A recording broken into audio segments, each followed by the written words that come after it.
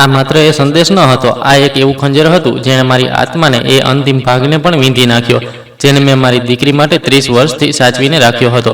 રાતના બરાબર 10 વાગ્યા હતા. બહાર જૂની દિલ્હીના ચાંદની ચોકની સાંકડી ગલીઓમાં ઘોંઘાટ હજુ પણ શાંત થયો ન હતો. રિક્ષાવાળાઓની ઘંટડીઓ, દૂર વાગતા કોઈ જૂના બોલિવૂડ ગીતની ધૂન અને બજારમાં વેચાતા સમોસા અને જલેબીઓની મહેક મારા ઘરની જૂની બારીમાંથી અંદર આવી રહી હતી. મારું નાનકડું રસોડું સંપૂર્ણપણે શાંત હતું. માત્ર દિવાલ પર લટકતી એ જૂની ઘડિયાળનો ટીક ટીક અવાજ ગુંજી રહ્યો હતો, જે મારા પતિએ અમારી લગ્નની પહેલી વર્ષગાંઠ પર ખરીદી હતી. હું મારા લાકડાના ઘસાયેલા ટેબલ પર મારી સૌથી કિંમતી રેશમી સાડી ફેલાવીને ઊભી હતી. તે ઘેરા વાદળી રંગની સાડી હતી, બિલકુલ એવી જ જેવી આકાશમાં ચમકતા તારા વચ્ચે હોય છે. તેને ખરીદવા માટે મેં પૂરા 6 મહિના સુધી દરરોજ સવારે 4 વાગ્યે ઉઠીને મારા નાના ઢાબા પર વધારાની પૂરીઓ તળી હતી, જેથી હું મારી દીકરી સ્નેહાના લગ્નમાં એક પ્રતિષ્ઠિત માતા જેવી દેખાઈ શકું. હું એ સાડી પર 3જી વાર ઇસ્ત્રી કરી રહી હતી.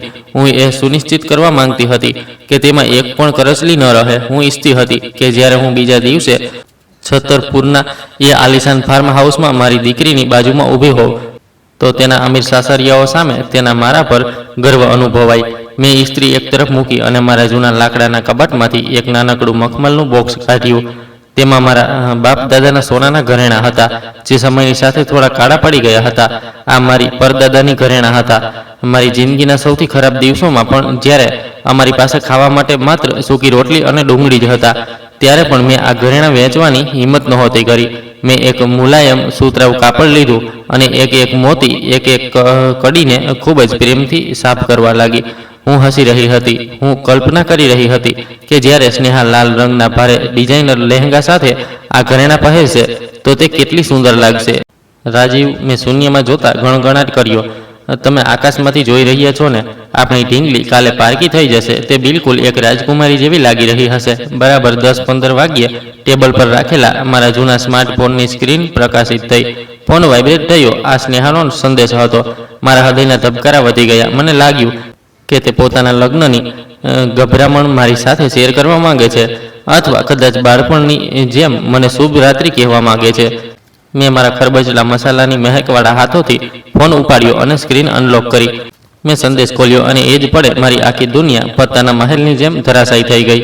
માં, કૃપા કરીને કાલે લગ્નમાં ન આવતા. રાહુલના મમ્મી મિસિસ કપૂર કહી રહ્યા છે કે તમારી હાજરીથી તેમને અગવડતા થશે. તમે અમારા વીઆઈપી મહેમાનો સામે પરિવારને શરમાવશો. પ્લીઝ સમજવાની કોશિશ કરો માં. મારે આખી જિંદગી તેમની સાથે રહેવાનું છે. મેં એ સંદેશ એકવાર વાંચ્યો, પછી બીજી વાર, પછી 5 વાર.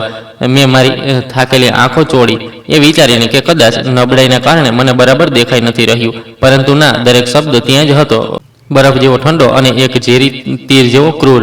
શું તમે ક્યારે અનુભવ્યું છે કે તમારા શરીરનું બધું લોહી અચાનક જામી ગયું હોય? ઠંડીના કારણે નહીં, પણ એક એવી ચરમ પીડાના કારણે જેને શબ્દોમાં વર્ણવી ન શકાય. હું રડી નહીં. આશ્ચર્યની વાત એ હતી કે મારી આંખોમાંથી એક પણ આંસુ ન પડ્યું. હું એક પથ્થરની મૂર્તિની જેમ ત્યાં જ ઊભી રહી ગઈ.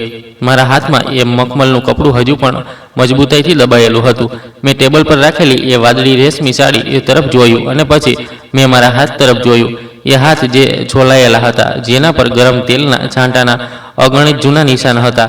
એ હાથ જેમાંથી હળદર, જીરું અને ગરમ મસાલાની મહેક ક્યારેય જતી જ ન હતી, ભલે હું તેમને કેટલી પણ વાર સાબુથી કેમ ન ધોઈ લઉં.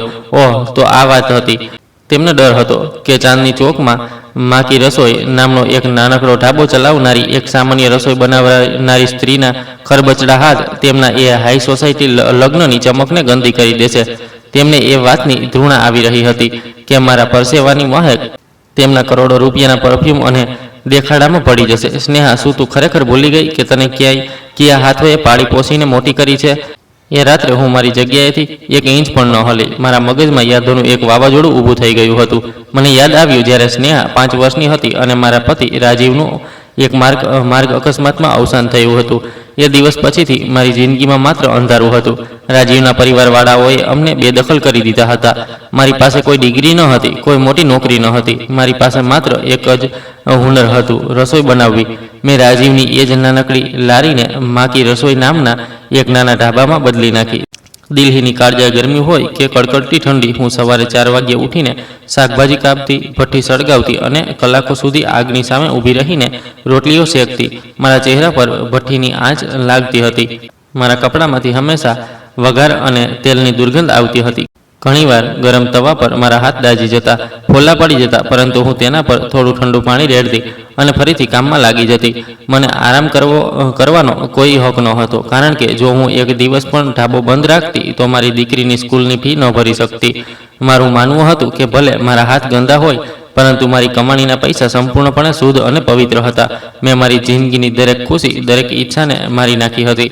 મેં 10 વર્ષ સુધી એક જ સુતરાઉ સાડી પહેરી, મારા ઘસાયેલા ચંપલને તારથી બાંધીને પહેર્યા, જેથી મારી દીકરીને ક્યારેય એવું ન લાગે કે તે એક ગરીબ વિધવાની દીકરી છે. મેં મારી હેસિયત બહાર જઈને તેને દિલ્હીની સૌથી મોંઘી ઇન્ટરનેશનલ સ્કૂલમાં એડમિશન અપાવ્યું. મેં તેને બ્રાન્ડેડ કપડાં, ચમકદાર બૂટ અને મોંઘા ફોન અપાવ્યા. જ્યારે હું ઢાબાનું વધેલું સૂકું રૂકું ખાવાનું ખાઈને સૂઈ જતી, મને લાગતું કે આ મારો પ્રેમ છે, મને લાગતું કે આ મારું બલિદાન છે જે મારી દીકરીના ભવિષ્યને સુધારશે. પરંતુ મને ખબર ન હતી કે હું અજાણતા મારા અને મારી દીકરી વચ્ચે એક એવી ખાઈ ખોદી રહી હતી જેને પાર કરવી અશક્ય હતી. મેં એક રાજકુમારીને જન્મ આપ્યો હતો, પરંતુ હું તેને એ શીખવવાનું ભૂલી ગઈ કે એ રાજકુમારીનો મુગટ બનાવવા માટે તેની માએ પોતાનો લોહી પરસેવો એક કર્યો છે. જેમ જેમ સ્નેહા મોટી થઈ, એ ખાઈ વધુ ઊંડી થતી ગઈ. મને એ બપોરે આજે પણ યાદ છે, જ્યારે હું મારા ઢાબાના કપડાં પહેરીને તેલ અને મસાલાની મહેક સાથે તેને સ્કૂલે લેવા જતી હતી. મને લાગતું કે તે મને જોઈને ખુશ થશે, પરંતુ તેની આંખોમાં મને માત્ર શરમ દેખાતી હતી. એક દિવસ તેણે મને સ્કૂલના મુખ્ય દરવાજાથી દૂર ખેંચી લીધી અને ચીડાઈને કહ્યું હતું, માં, તમે મારી પાછળના ગેટ પર રાહ જોયા કરો, જ્યાં ડિલિવરીવાળા અને સફાઈ કામદારો ઊભા હોય છે. તમારા કપડામાંથી બહુ દુર્ગંધ આવે છે. મારા મિત્રો મારી મજાક ઉડાવે છે. એ દિવસે મારી આત્મા રડી હતી, પરંતુ મેં હસીને તેની વાત માની લીધી હતી. મેં તેને ચમકવા દેવા માટે મારી જાતને પડછાયાઓમાં ધકેલી દીધી હતી. અને પછી રાહુલ અમારી જિંદગીમાં આવ્યો. તે એક એવા પરિવારમાંથી હતો જે પોતાની જાતને ખૂબ જ રઈસ અને ખાનદાની ગણાવતો હતો. જે દિવસે રાહુલ પહેલીવાર મારા ઢાબા પર આવ્યો હતો, તે પોતાની મોંઘી ગાડીમાંથી ઉતર્યો હતો. તેણે મારા ઢાબાને એવી નજરોથી જોયું હતું જાણે તે કોઈ કચરાના ઢગલા પર આવી ગયો હોય. જ્યારે મેં તેને ખૂબ જ પ્રેમથી મારા હાથોથી બનેલી થાળી પીરસી, તો તેણે પોતાના ખિસ્સામાંથી એક ટીશ્યુ પેપર કાઢ્યું અને ચમચી તથા કાંટાને એવી રીતે લૂંચ્યા જાણે તેમાં કાટ લાગ્યો હોય. સ્નેહાએ આ બધું જોયું, પરંતુ તેણે એક શબ્દ પણ ન કહ્યો. તેણે બસ રાહુલ તરફ પ્રશંસાભરી નજરે જોયું. જ્યારે લગ્નની વાત આવી તો મિસિસ કપૂર એટલે કે રાહુલના મમ્મીએ સાફ કહી દીધું કે લગ્ન છતરપુરના સૌથી મોંઘા ફાર્મ હાઉસમાં જ થવા જોઈએ. તેમણે બહાનું કાઢ્યું કે તેમના બધા પૈસા થોડા સમય માટે વિદેશમાં ફસાયેલા છે અને મારે લગ્નનો બધો ખર્ચ ઉઠાવવો પડશે. સ્નેહાએ મારી સામે રડી રડીને વિનંતી કરી. તેણે કહ્યું કે આ તેની આબરૂનો સવાલ છે. એક માં હોવાના નાતે મારું દિલ પીગળી ગયું. મેં મારા જીવનભરની જમાપૂંજી કાઢી લીધી, ત્યાં સુધી કે મેં મારા ઢાબા અને ઘરના કાગળિયા પણ ગીરવે મૂકી દીધા, માત્ર એટલા માટે કે મારી દીકરીના લગ્નમાં કોઈ કમી ન રહે. મેં એ મોંઘા લગ્નના દરેક બિલની ચૂકવણી કરી મારી લોહી પરસેવાની કમાણીથી. અને આજે જ્યારે મારી પાસે તેમને આપવા માટે એક પણ રૂપિયો બચ્યો ન હતો, તો તેમણે મને એક વાપરેલા ટીશ્યુ પેપરની જેમ કચરાની પેટીમાં ફેંકી દીધી. તે બધું ચૂકવી દીધું છે, હવે તારી કોઈ જરૂર નથી. આ તેમનો વણકહ્યો સંદેશ હતો. મારી અંદરનું દુઃખ હવે ખતમ થઈ ચૂક્યું હતું.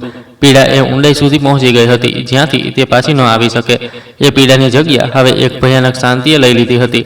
એક એવી બરફ જેવી ઠંડી શાંતિ જે કદાચ મોત કરતાં પણ વધુ ભયાનક હોય છે. મેં ફોનની સ્ક્રીન બંધ કરી અને તેને ટેબલ પર મૂકી દીધો. મેં રડવાનું બંધ કરી દીધું હતું. હું એક ગરીબ સ્ત્રી ચોક્કસ હતી, પરંતુ મારી નસોમાં સ્વાભિમાનનું લોહી દોડતું હતું. હું એ માં હતી જેણે એકલા હાથે આ જાલિમ દુનિયાનો સામનો કર્યો હતો. હું તેમને આ રીતે મારા સ્વાભિમાનને કચડવા દઈ શકું નહીં. મારી દીકરીએ મને પોતાની જિંદગીમાંથી કાઢી મૂકી હતી, અને હવે સમય આવી ગયો હતો કે હું પણ તેને તેની વાસ્તવિકતાનો અરીસો બતાવું. શું તમે પણ ક્યારેય તમારા બાળકોની ખુશી માટે, તેમનું ભવિષ્ય સુધારવા માટે તમારી આખી જિંદગી કુરબાન કરી છે?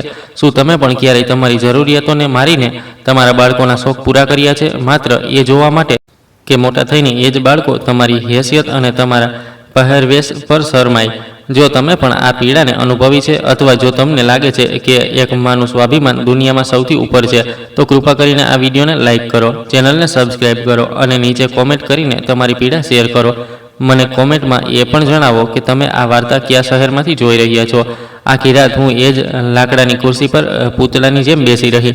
મારી આંખોથી ઊંઘ જોજનો દૂર હતી.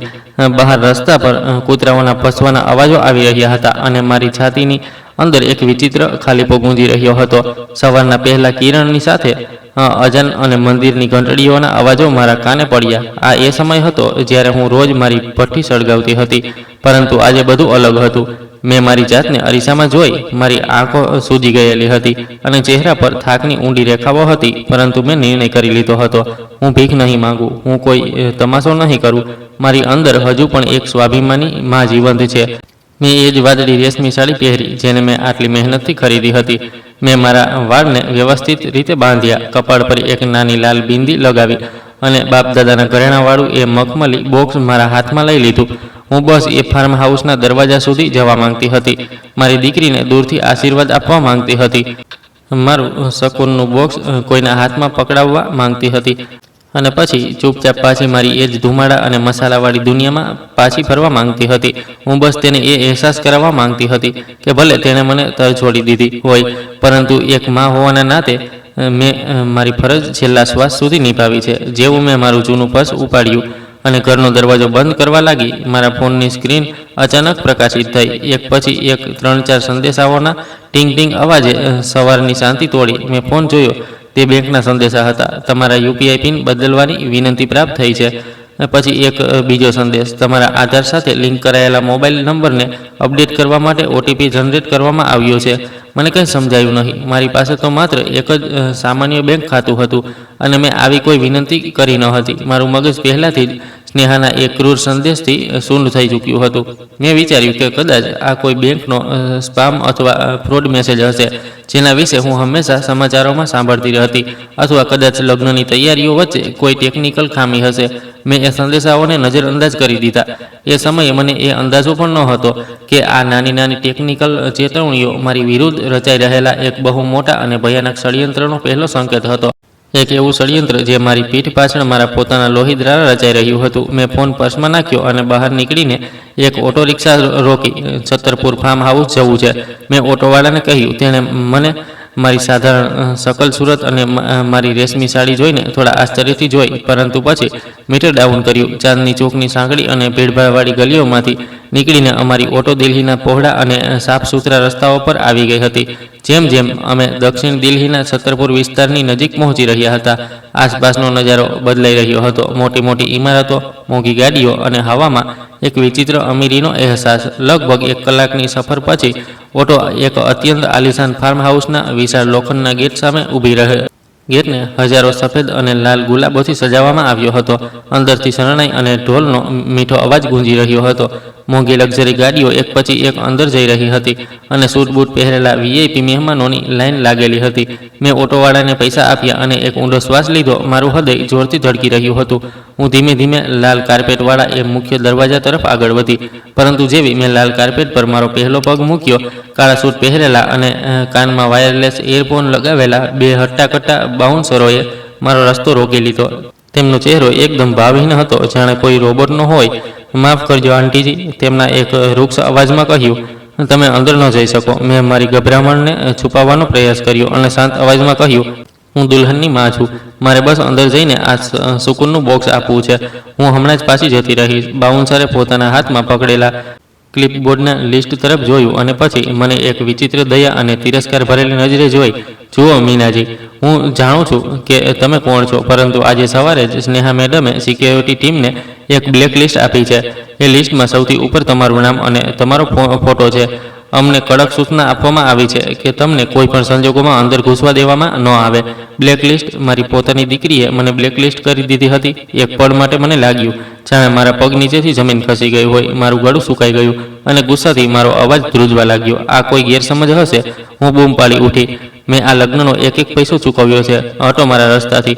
મારો ઊંચો અવાજ સાંભળીને અંદર રિસેપ્શનિસ્ટ એરિયામાંથી કેટલાક લોકો બહારની તરફ જોવા લાગ્યા અને ત્યારે જ ફાર્મ હાઉસના અંદરના ભાગમાંથી મિસિસ કપૂર એટલે કે સ્નેહાના સાસુ અને મારો થનારો જમાઈ રાહુલ બહાર આવતા દેખાયા. મિસિસ કપૂરે એક અત્યંત ચમકદાર સોનેરી રંગની સાડી પહેરેલી હતી અને તેમના ગળામાં મોતીઓનો એક ભારે હાર હતો જે દૂરથી જ નકલી લાગી રહ્યો હતો. તેમણે પોતાના ચહેરા પર ભારે મેકઅપ થોપ્યો હતો અને આંખો પર એક મોટો કાળો ચશ્મો લગાવ્યો હતો. તેમણે મને ઉપરથી નીચે સુધી એવી રીતે જોઈ જાણે હું તેમના આલિશાન ઘરમાં ઘૂસી આવેલી કોઈ ગંદી ગટરનો કીડો હોઉં. અરે બાપરે! મિસિસ કપૂરે એક વ્યંગાત્મક અને તીખું હાસ્ય હસતા કહ્યું, મીનાજી, તમે અહીં આ રૂપમાં ક્યાંથી આવી ગયા? શું ઢાબાના વાસણ ઘસનારી બાઈ રજા પર છે? મેં તો સ્નેહાને પહેલાં જ કીધું હતું કે અમારા આ હાઈ સોસાયટીના લગ્નમાં ભટુરે તળવાવાળીઓ માટે કોઈ જગ્યા નથી. તમારા કપડામાંથી આવતી તેલની દુર્ગંધ અમારા આખા માહોલને બગાડી રહી છે. મેં મારા હાથમાં પકડેલા એ મખમલી બોક્સને એટલી જોરથી ભીંચી લીધું કે મારા નખ મારી હથેળીઓમાં ખંપી ગયા. મિસિસ કપૂર, હું અહીં માત્ર મારી દીકરીને જોવા આવી છું. ત્યારે જ રાહુલ આગળ આવ્યો. તેણે પોતાના મોંઘા સૂટનો કોલર સરખો કર્યો અને મને એ ઠંડી અને ઝેરીલી નજરોથી જોઈ જે મેં તેમના પહેલાં ક્યારેય નહોતી જોઈ. હવે તે ખુશામતખોર અને મીઠું બોલનારો છોકરો ન હતો જે મારા ઢાબા પર આવીને મને મામા કહેતો હતો. આંટી, ચૂપચાપ અહીંથી ચાલ્યા જાઓ. રાહુલે આંટી શબ્દને એટલી નફરતથી ચાવીને કહ્યો જાણે તેને ઉલટી આવી રહી હોય. સ્નેહાને વધુ શરમાવશો નહીં. તે અંદર રડી રહી છે કારણ કે તેને ડર હતો કે તમે અહીં આવીને કોઈ હલકો તમાશો કરશો. તમારે જે પૈસા આપવાના હતા તે આપી દીધા. તમે તમારું કામ કરી દીધું છે. હવે અમને તમારી કોઈ જરૂર નથી, એટલે દફા થઈ જાઓ અહીંથી. અમારા વીઆઈપી મહેમાનો આવવાના છે. એ વાક્ય મારા ચહેરા પર કોઈ જોરદાર તમાચાની જેમ વાગ્યું. તમારે જે પૈસા આપવાના હતા તે આપી દીધા. તમે તમારું કામ કરી દીધું છે. તો તેમના માટે હું માત્ર એક એટીએમ મશીન હતી. જ્યાં સુધી મારી અંદરથી પૈસા નીકળતા રહ્યા ત્યાં સુધી હું તેમના માટે સન્માનનીય હતી. અને જ્યારે મારો છેલ્લો પૈસો પણ ખતમ થઈ ગયો તો તેમણે મને એક વાપરેલી ચીપની જેમ કચડીને ફેંકી દીધી. મારી અંદરનું બધું દુઃખ, બધું રુદન પળવારમાં ગાયબ થઈ ગયું. તેની જગ્યા એક એવી બરફીલી અને ખૂંખાર આગે લઈ લીધી જેણે મારી કરોડરજ્જુ સુધી જમાવી દીધી. મેં રાહુલની આંખોમાં સીધું અને આંખ પટપટાવ્યા વિના જોયું. પછી મેં મિસિસ કપૂર એ ઘમંડી ચહેરાને જોયો. તેમને લાગ્યું હતું કે હું જૂની દિલ્હીની કોઈ અભણ અને બેવકૂફ ડોસી છું જે માત્ર માથું ઝુકાવવાનું અને અપમાન સહન કરવાનું જાણે છે. તેઓ બહુ મોટી ગેરસમજમાં હતા. હું મીના હતી. એ મીના જેણે ચાંદની ચોકના વરુઓ વચ્ચે એકલા હાથે પોતાની ઇજ્જત અને પોતાનો કારોબાર ઊભો કર્યો હતો. મેં કોઈ બૂમાબૂમ ન કરી. મેં તેમને કોઈ ગાળ ન આપી. મેં એકદમ શાંતિથી મારા પર્સમાંથી મારો જૂનો ફોન કાઢ્યો અને સ્ક્રીન પર એક નંબર ડાયલ કર્યો. આ નંબર શર્માજીનો હતો. શર્માજી આજ છતરપુર ફાર્મ હાઉસના અસલી માલિક હતા અને છેલ્લા 20 વર્ષોથી મારા ઢાબા પર કાચું કરિયાણું અને શાકભાજી સપ્લાય કરનારા મારા જૂના ઓળખીતા હતા. જ્યારે સ્નેહાએ આ જગ્યાની જીદ કરી હતી તો શર્માજીએ મારા કહેવા પર અડધી કિંમતે મને આ ફાર્મ હાઉસ બુક કરીને આપ્યું હતું. મેં ફોનને સ્પીકર પર મૂકી દીધો જેથી એ ભયાનક સન્નાટામાં શર્માજીનો ભારે અવાજ બધાને સાફ સાફ સંભળાય. અરે મીના બહેન, નમસ્તે. પહોંચી ગયા તમે? બધી તૈયારીઓ કેવી ચાલી રહી છે? એકદમ શાહી લગ્ન થશે આજે. શર્માજીનો ખુશીથી ભરેલો અવાજ ગૂંજ્યો. મેં એક ઊંડો શ્વાસ લીધો. મારી નજર રાહુલના ચહેરા પર ખોડાયેલી હતી જેનો રંગ હવે ધીમે ધીમે સફેદ પડવા લાગ્યો હતો.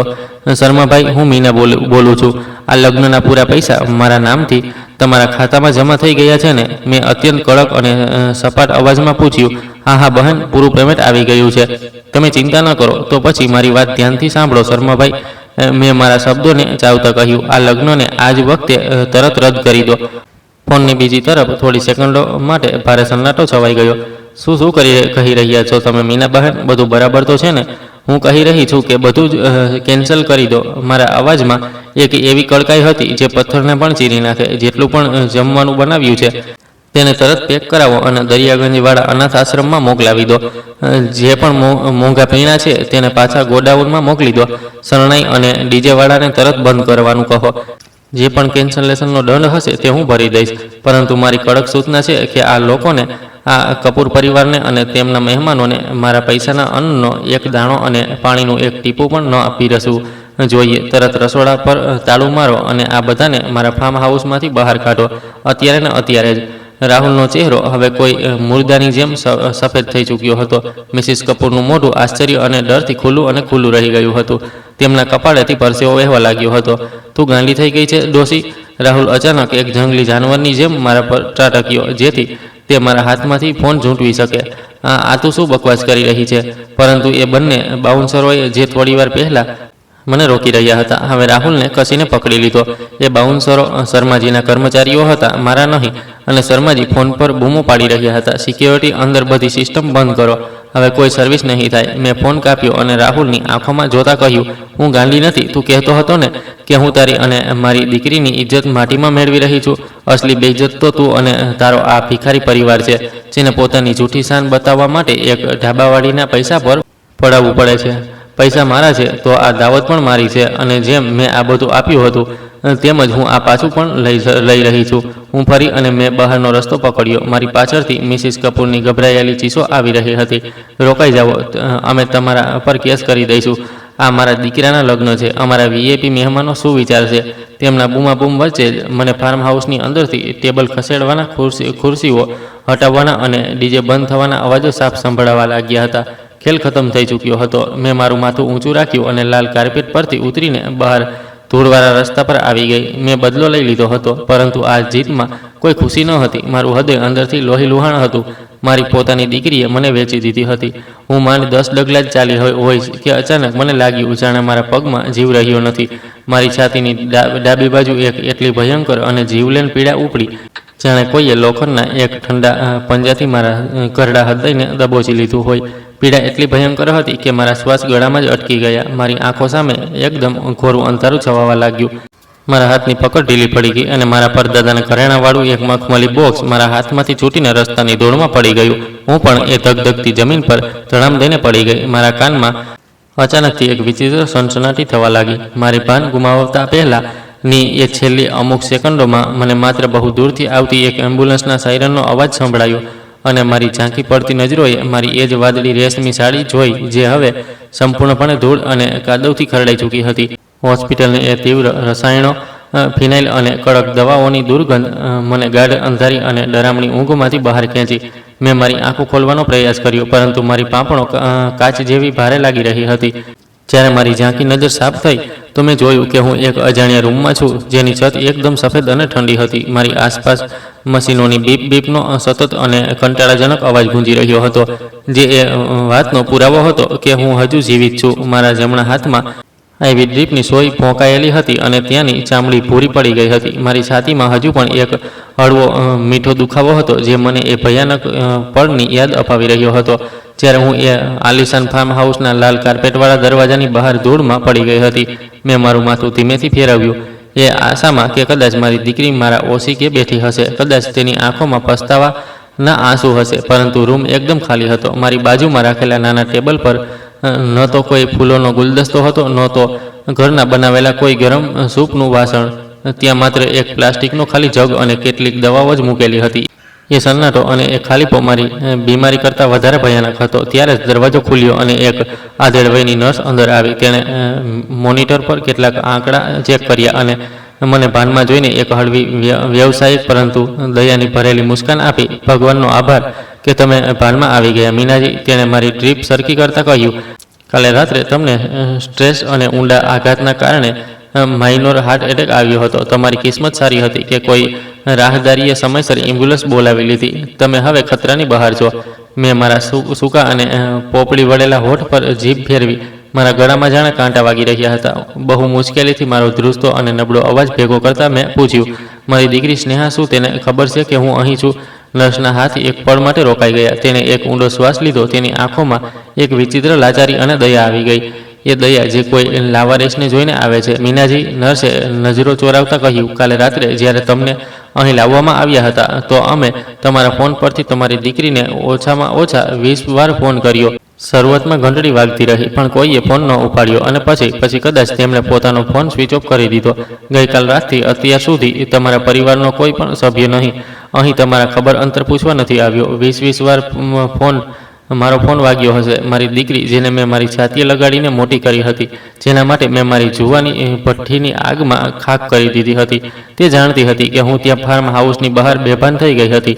તેને ખબર હતી કે હું હોસ્પિટલમાં મોત સામે લડી રહી છું, પરંતુ તેણે પોતાનો ફોન બંધ કરવાનું વધારે જરૂરી સમજ્યું, જેથી તેની કહેવાતી હાઈ સોસાયટીની જૂઠી શાનમાં કોઈ ખલેલ ન પડે.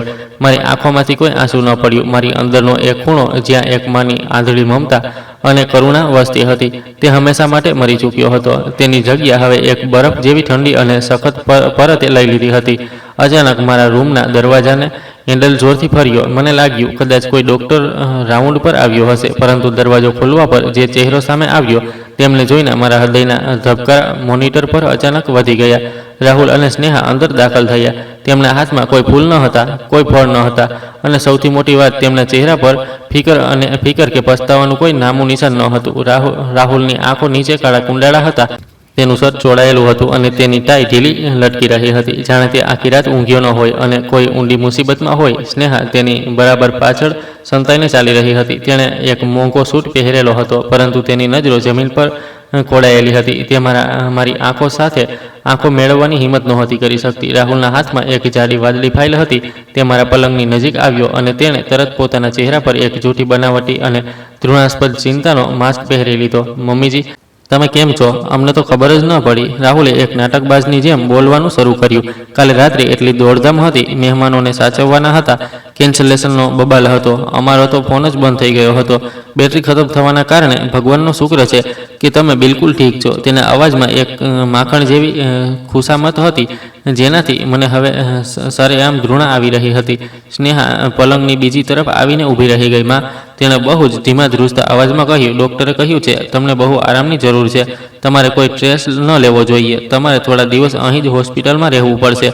આ પહેલાં કે હું કંઈ બોલી શકું, રાહુલે તરત વાત કાપી અને પોતાની એ વાદળી ફાઇલ મારા પલંગ પાસે રાખેલા નાના ટેબલ પર મૂકી દીધી. બિલકુલ સાચું કહી રહી છે સ્નેહા. મમ્મીજીને હવે માત્ર અને માત્ર આરામ કરવાનો છે, અને એટલા માટે જ અમે અહીં આવ્યા છીએ, જેથી તમારો બોજ હળવો કરી શકીએ. રાહુલે ફાઇલ ખોલી અને પોતાના ખિસ્સામાંથી એક મોંઘી સોનાની પરતવાળી પેન કાઢીને જબરજસ્તી મારા હાથમાં પકડાવવાનો પ્રયાસ કર્યો.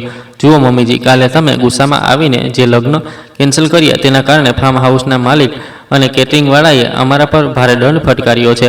અમારા પર પોલીસ કેસ થવાનો છે, પરંતુ તમે ચિંતા બિલકુલ ન કરો. હું તમારો દીકરો છું ને હું બધું સંભાળી લઈશ. આ કેટલાક ઇન્સ્યોરન્સ અને ડેમેજ કંટ્રોલના કાનૂની કાગળિયા છે. તમે બસ અહીં નીચે છેલ્લા પાના પર સાઇન કરી દો. આનાથી મને કાનૂની અધિકાર મળી જશે કે હું તમારા નામ પર વકીલો સાથે વાત કરી શકું અને તમને કોર્ટ કચેરીના ચક્કરોમાંથી બચાવી શકું. તમે બસ તમારો ઢાબો, તમારું ઘર અને આ બધી ઝંઝટો થોડા મહિના માટે મારા હવાલે કરી દો. હું બધું ઠીક કરી દઈશ. તમે બસ અહીં આરામ કરો. મેં એ પેન ન પકડી. મારી આંખોમાં દવાઓના કારણે હજુ પણ થોડું ઝાંખાપણું હતું. મારું શરીર અંદરથી તૂટી ચૂક્યું હતું. પરંતુ 30 વર્ષો સુધી જૂની દિલ્હીના એ જાલિમ બજારમાં એકલે હાથે બિઝનેસ કરનારી મીનાનું મગજ આજે પણ કોઈ ચાલાક શિયાળ કરતાં વધારે તેજ હતું. મારી અંદરના એ જૂના વેપારીએ તરત ખતરાની ઘંટડી વગાડી દીધી. કોઈ પણ ઇન્સ્યોરન્સ કંપની આટલી જલ્દી રવિવારની સવારમાં આવા તૈયાર કાગળિયા નથી મોકલતી. અને જો માત્ર દંડની વાત હતી તો આમાં ઢાબાનો ઉલ્લેખ ક્યાંથી આવી ગયો? મેં મારી પૂરી તાકાત ભેગી કરી. મારા ધ્રુજતા અને નબળા હાથોથી એ વાદળી ફાઇલ ઉઠાવી અને તેને મારી આંખોની એકદમ નજીક લઈ આવી. મેં સૌથી ઉપરના પાનાને જોયું. મારી નજરો સીધી અને એ મોટા કાળા અક્ષરોવાળા શીર્ષક પર જઈને અટકી ગઈ. ત્યાં ઇન્સ્યોરન્સ કે ડેમેજ કંટ્રોલ જેવો કોઈ શબ્દ નહોતો લખેલો. ત્યાં સાફ અને મોટા અક્ષરોમાં લખ્યું હતું, પાવર ઓફ અટર્ની, એટલે કે સંપૂર્ણ મુખ્ય તરનામું. મારું લોહી ઉકળી ઉઠ્યું. મારી આંખો એ કાનૂની પાનાઓ પર ઝડપથી દોડવા લાગી. આમાં સાફ કાનૂની ભાષામાં લખ્યું હતું કે હું મીના દેવી પૂરા હોશ હવાસમાં મારી તમામ સંપત્તિઓ, એટલે કે ચાંદની ચોક સ્થિત મા કી રસોઈ ઢાબો અને મારા 2 માળના બાપ દાદાના ઘરનો પૂરો કાનૂની અધિકાર, તેને વેચવાનો, ભાડે આપવાનો કે બેંકમાં ગીરવે મૂકવાનો સંપૂર્ણ હક રાહુલ કપૂર અને સ્નેહાને સોંપી રહી છું. આની સાથે જ મારા તમામ બેંક ખાતાઓમાંથી પૈસા ઉપાડવાનો અને ટ્રાન્સફર કરવાનો પૂરો અધિકાર પણ કોઈ પણ શરત વિના તેમને આપવામાં આવી રહ્યો હતો. આ કોઈ દંડથી બચવાનો રસ્તો ન હતો. આ મારી જિંદગીભરની લોહી પરસેવાની કમાણીને મારા ઘડપણના એકમાત્ર સહારાને એક ઝટકામાં પચાવી પાડવાની એક ભયાનક અને સમજી વિચારીને રચેલી ષડયંત્રની ઝાડ હતી. મારા મગજમાં એક પછી એક કેટલાક ધડાકા થયા. મને એક પળમાં બધું જ સમજાઈ ગયું. આ આલિશાન લગ્નની જીદ, આ ફાર્મ હાઉસની માંગ, પૈસાની સતત લૂંટ અને હવે આ હોસ્પિટલમાં મોતના બિસ્તર પર સહી કરવાનું હલકું ષડયંત્ર, આ બધું એક જ ગંદી રમતોનો હિસ્સો હતો. એ ફાર્મ હાઉસનું કેન્સલેશન તો બસ એક બહાનું હતું. રાહુલનો પરિવાર જે પોતાને રહીશ ગણાવતો હતો તે અસલમાં પૂરી રીતે કંગાળ હતો. આ વાત હવે કાચની જેમ સાફ થઈ ચૂકી હતી કે તેઓ ઊંડા દેવામાં ડૂબેલા હતા. તેઓ મારી પાઈએ નીચોવીને મને રસ્તા પર લાવીને પોતાને અને પોતાની જૂઠી શાનને બચાવવા માંગતા હતા. મેં ફાઇલ પરથી નજર ઉઠાવી અને સ્નેહા તરફ જોયું, મારી પોતાની દીકરી જેના માટે મેં આ બધું બનાવ્યું હતું. સ્નેહા, મારો અવાજ એટલો ઠંડો, એટલો ખૂંખાર અને ઘેરો હતો કે રૂમનું તાપમાન ઘટતું હોય તેવું અનુભવાયું. તે આ કાગળો વાંચ્યા છે? શું તને ખબર છે કે તારો પતિ મારી પાસે આ મોતના બિસ્તર પર કયા કાગળો પર સહી કરાવી રહ્યો છે? સ્નેહાનો ચહેરો કોઈ સફેદ ચાદરની જેમ પીળો પડી ગયો. તે ડરના મારી 2 ડગલા પાછળ હટી ગઈ. તેને થોથવાતા પોતાની નજરો ચોરાવતા કહ્યું, માં, એ રાહુલ કહી રહ્યો હતા કે આનાથી આપણા ઢાબાનો ટેક્સ બચી જશે અને એનું લગ્ન જે દેવું છે તે ઉતરી જશે. માં, પ્લીઝ તમે વધારે વિચારો નહીં, સાઇન કરી દો ને. રાહુલ પર બહુ મોટું દબાણ છે, તે બહુ મુસીબતમાં છે. મારી પોતાની દીકરી એ ષડયંત્રમાં સંપૂર્ણપણે સામેલ હતી. તે મારા અંતિમ સંસ્કાર પહેલાં જ મારી ચિતાના લાકડા વેચવાનો સોદો કરી ચૂકી હતી. તે એક એવા માણસને બચાવવા માટે પોતાની માનું ગળું દબાવવા માટે તૈયાર હતી જે તેનો એક પ્યાદાની જેમ ઉપયોગ કરી રહ્યો હતો. મારી અંદરની એ પીડા જે કાલ સુધી મને નબળી પાડી રહી હતી, આજે એક જ્વાળામુખીની જેમ ફાટી નીકળી. આ જ્વાળામુખી અપમાન, દગો અને ક્રોધથી ભરેલો હતો. મેં એ સોનાની પેનને જોરથી જમીન પર ફેંકી દીધી. પછી મેં મારા આખા શરીરની બચેલી ખૂચેલી તાકાતને મારા બંને હાથોમાં ભેગી કરી અને એ પાવર ઓફ અટર્નીના જાડા દસ્તાવેજોને વચ્ચેથી ફાડી નાખ્યા. 1 વાર, 2 વાર, 3 વાર મેં એ કાનૂની દસ્તાવેજોના નાના નાના ટુકડા કરી દીધા અને મારી પૂરી તાકાતથી તેમને રાહુલના એક ઘમંડી અને જૂઠા ચહેરા પર મારી દીધા. કાગળના એ ટુકડા હવામાં બરફના કરાની જેમ ઉડ્યા અને તેના મોંઘા સૂટ પર વિખેરાઈ ગયા. કંગાળ અને દગાબાજ ગેંગના હું ચીખી અને મારા અવાજમાં એક ઘાયલ સિંહણની ગર્જના હતી. તમને શું લાગ્યું હતું કે હું કોઈ અભણ અને બેવકૂફ ડોશી છું જેને તમે કોઈ પણ મીઠું બોલીને બેવકૂફ બનાવી લેશો? તમે મારી મોતની રાહ જોઈ રહ્યા હતા જેથી મારી લાશ પર ચડીને પોતાના દેવા ચૂકવી શકો. મેં મારી જિંદગીમાં જે કંઈ પણ કમાવ્યું છે તે મારી ભઠ્ઠીની આગમાં શેકાઈને અને મસાલાની ઘાસમાં મારો પરસેવો વહાવીને કમાવ્યું છે. તમારા જેવા સૂટ પહેરનારા ભિખારીઓને હું મારા ઢાબાની એક જૂની ચમચી પણ નહીં આપું. રાહુલનો ચહેરો ગુસ્સા અને અપમાનથી લાલ થઈ ગયો. તેની ખુશામતખોરીનો માસ્ક હવે સંપૂર્ણપણે ઉતરી ચૂક્યો હતો અને તેની પાછળનો અસલી લાલચી અને ક્રૂર ચહેરો બહાર આવી ગયો હતો. તેણે દાંત પીસતા આગળ વધીને મારો હાથ પકડવાની કોશિશ કરી. ડોશી, તે અમારી ઇજ્જત માટીમાં મેળવી દીધી. તે આખી સોસાયટીમાં મારી મજાક બનાવી દીધી છે. હવે તું આ બધું સાઇન કરીશ, નહીંતર આ હોસ્પિટલમાં તારું ધ્યાન રાખવાવાળું કોઈ નહીં બચે. તું અહીં જ તરફડીને મરીશ, પરંતુ આ પહેલાં કે તેના ગંદા હાથ મને અડી શકે, મેં મારા ઓશીકે લાગેલા લાલ રંગના ઇમરજન્સી કોલ બટનને મારી મુઠ્ઠીથી સતત ઘણીવાર જોરથી દબાવી દીધું. બહાર પરસાળમાં એલાર્મનો અત્યંત તીવ્ર અને કાન ચીરી નાખે તેવો અવાજ ગૂંજવા લાગ્યો. બહાર નીકળો મારા રૂમમાંથી. મેં મારા ફેફસાની પૂરી તાકાતથી બૂમ પાડીને કહ્યું, સિક્યોરિટી, સિક્યોરિટી, મને મદદ જોઈએ છે. ગણતરીની સેકન્ડોમાં જ દરવાજો ખુલ્યો અને 2 વોર્ડ બોય, એક ડૉક્ટર અને હોસ્પિટલનો એક ગાર્ડ દોડતા અંદર આવી ગયા. તેમને જોઈને રાહુલ 2 ડગલા પાછળ હટી ગયો. આ લોકો મને પરેશાન કરી રહ્યા છે. આ મારી પાસે જબરજસ્તી મારી જમીનના કાગળો પર સહી કરાવવા માંગે છે. મેં ગાર્ડ તરફ ઈશારો કરતાં કહ્યું, આમને અત્યારે જ બહાર કાઢો, નહીંતર હું અહીંથી જ પોલીસને ફોન કરીશ અને અપહરણ અને જબરજસ્તીનો કેસ નોંધાવીશ. ડૉક્ટરે રાહુલ તરફ કડકાઈથી જોયું. તમે લોકો પ્લીઝ બહાર જાઓ. પેશન્ટની હાલત એમ પણ નાજુક છે. અમે પોલીસને બોલાવવા નથી માંગતા. રાહુલે પરિસ્થિતિને પોતાના હાથમાંથી નીકળતી જોઈ લીધી હતી. તે સમજી ગયો હતો કે તેનો દાવ ઊંધો પડી ગયો છે.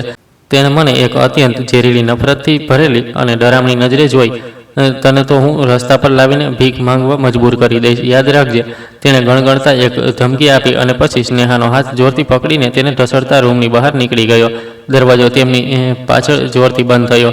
રૂમમાં ફરીથી સન્નાટો છવાઈ ગયો. જમીન પર ચારે બાજુ ફાટેલા વાદળી અને સફેદ કાગળોના ટુકડા વિખેરાયેલા પડ્યા હતા, જે મારા માતૃત્વની હત્યાના અને તેમના લાલચના સૌથી મોટા પુરાવા હતા. મારા શ્વાસ બહુ ઝડપથી ચાલી રહ્યા હતા. છાતી ઉપર નીચે થઈ રહી હતી. પરંતુ એક બહુ જ વિચિત્ર વાત એ હતી કે હવે મારી છાતીમાં કોઈ દર્દ નહોતું. મારી નબળાઈ જાણે હવામાં વરાળ બનીને ઉડી ગઈ હતી. હોસ્પિટલના એ પલંગ પર સૂતા એ ફાટેલા કાગળોને જોતા મને એક વાત બહુ સારી રીતે સમજાઈ ગઈ હતી. આ હવે કોઈ પારિવારિક વિવાદ ન હતો. આ મારી ભાવનાઓને ઠેસ પહોંચાડવાનો મામલો ન હતો. આ એક યુદ્ધ હતું, એક એવું યુદ્ધ જે તેમણે મારા અસ્તિત્વને મિટાવવા માટે છેડ્યું હતું. અને જો આ યુદ્ધમાં મારે મારી સંપત્તિ, મારું સ્વાભિમાન અને મારું વજૂદ બચાવવું હતું, તો મારે મારી દીકરીની રડતી માં બનવાનું છોડવું પડશે અને એક ક્રૂર યોદ્ધાની જેમ લડવું પડશે. મેં મારા ગાલ પર આવેલા પરસેવાને લૂછ્યો, એક લાંબો અને ઊંડો શ્વાસ લીધો અને મારી પાસે ઊભેલી નર્સને અત્યંત શાંત પરંતુ આદેશાત્મક સ્વરમાં કહ્યું, મારો ફોન ક્યાં છે? મને મારો ફોન અત્યારે જ જોઈએ છે. મારે મારા વકીલ સાથે વાત કરવી છે. મારું હૃદય હવે ધડકી રહ્યું હતું, પરંતુ ડરથી નહીં, બલકે એક ભયાનક રણનીતિ બનાવવા માટે. હોસ્પિટલના એક ગૂંગળામણ ભર્યા અને દવાઓની દુર્ગંધવાળા રૂમમાં હવે એક પળ પણ વિતાવી મને મારું અપમાન લાગી રહ્યું હતું. મોનિટરના એક ધારા બીપ બીપના અવાજે મારી અંદર ઉકળી રહેલા લાવાને વધુ ભડકાવી રહ્યો હતો. જ્યારે ડૉક્ટર સવારના રાઉન્ડ પર આવ્યા અને તેમણે મને આરામ કરવાની સલાહ આપી તો મેં સાફ શબ્દોમાં તેમને ના પાડી દીધી. મેં મારા નબળા અને ધ્રુજતા હાથોથી ડિસ્ચાર્જ અગેન્સ્ટ મેડિકલ એડવાઇઝરના કાગળો પર સહી કરી દીધી. નર્સો મને આશ્ચર્યથી જોઈ રહી હતી, પરંતુ મારી આંખોમાં હવે એક એવી ડરામણી અને ઠંડી દ્રઢતા હતી જેને જોઈને કોઈની મને રોકવાની હિંમત ન થઈ.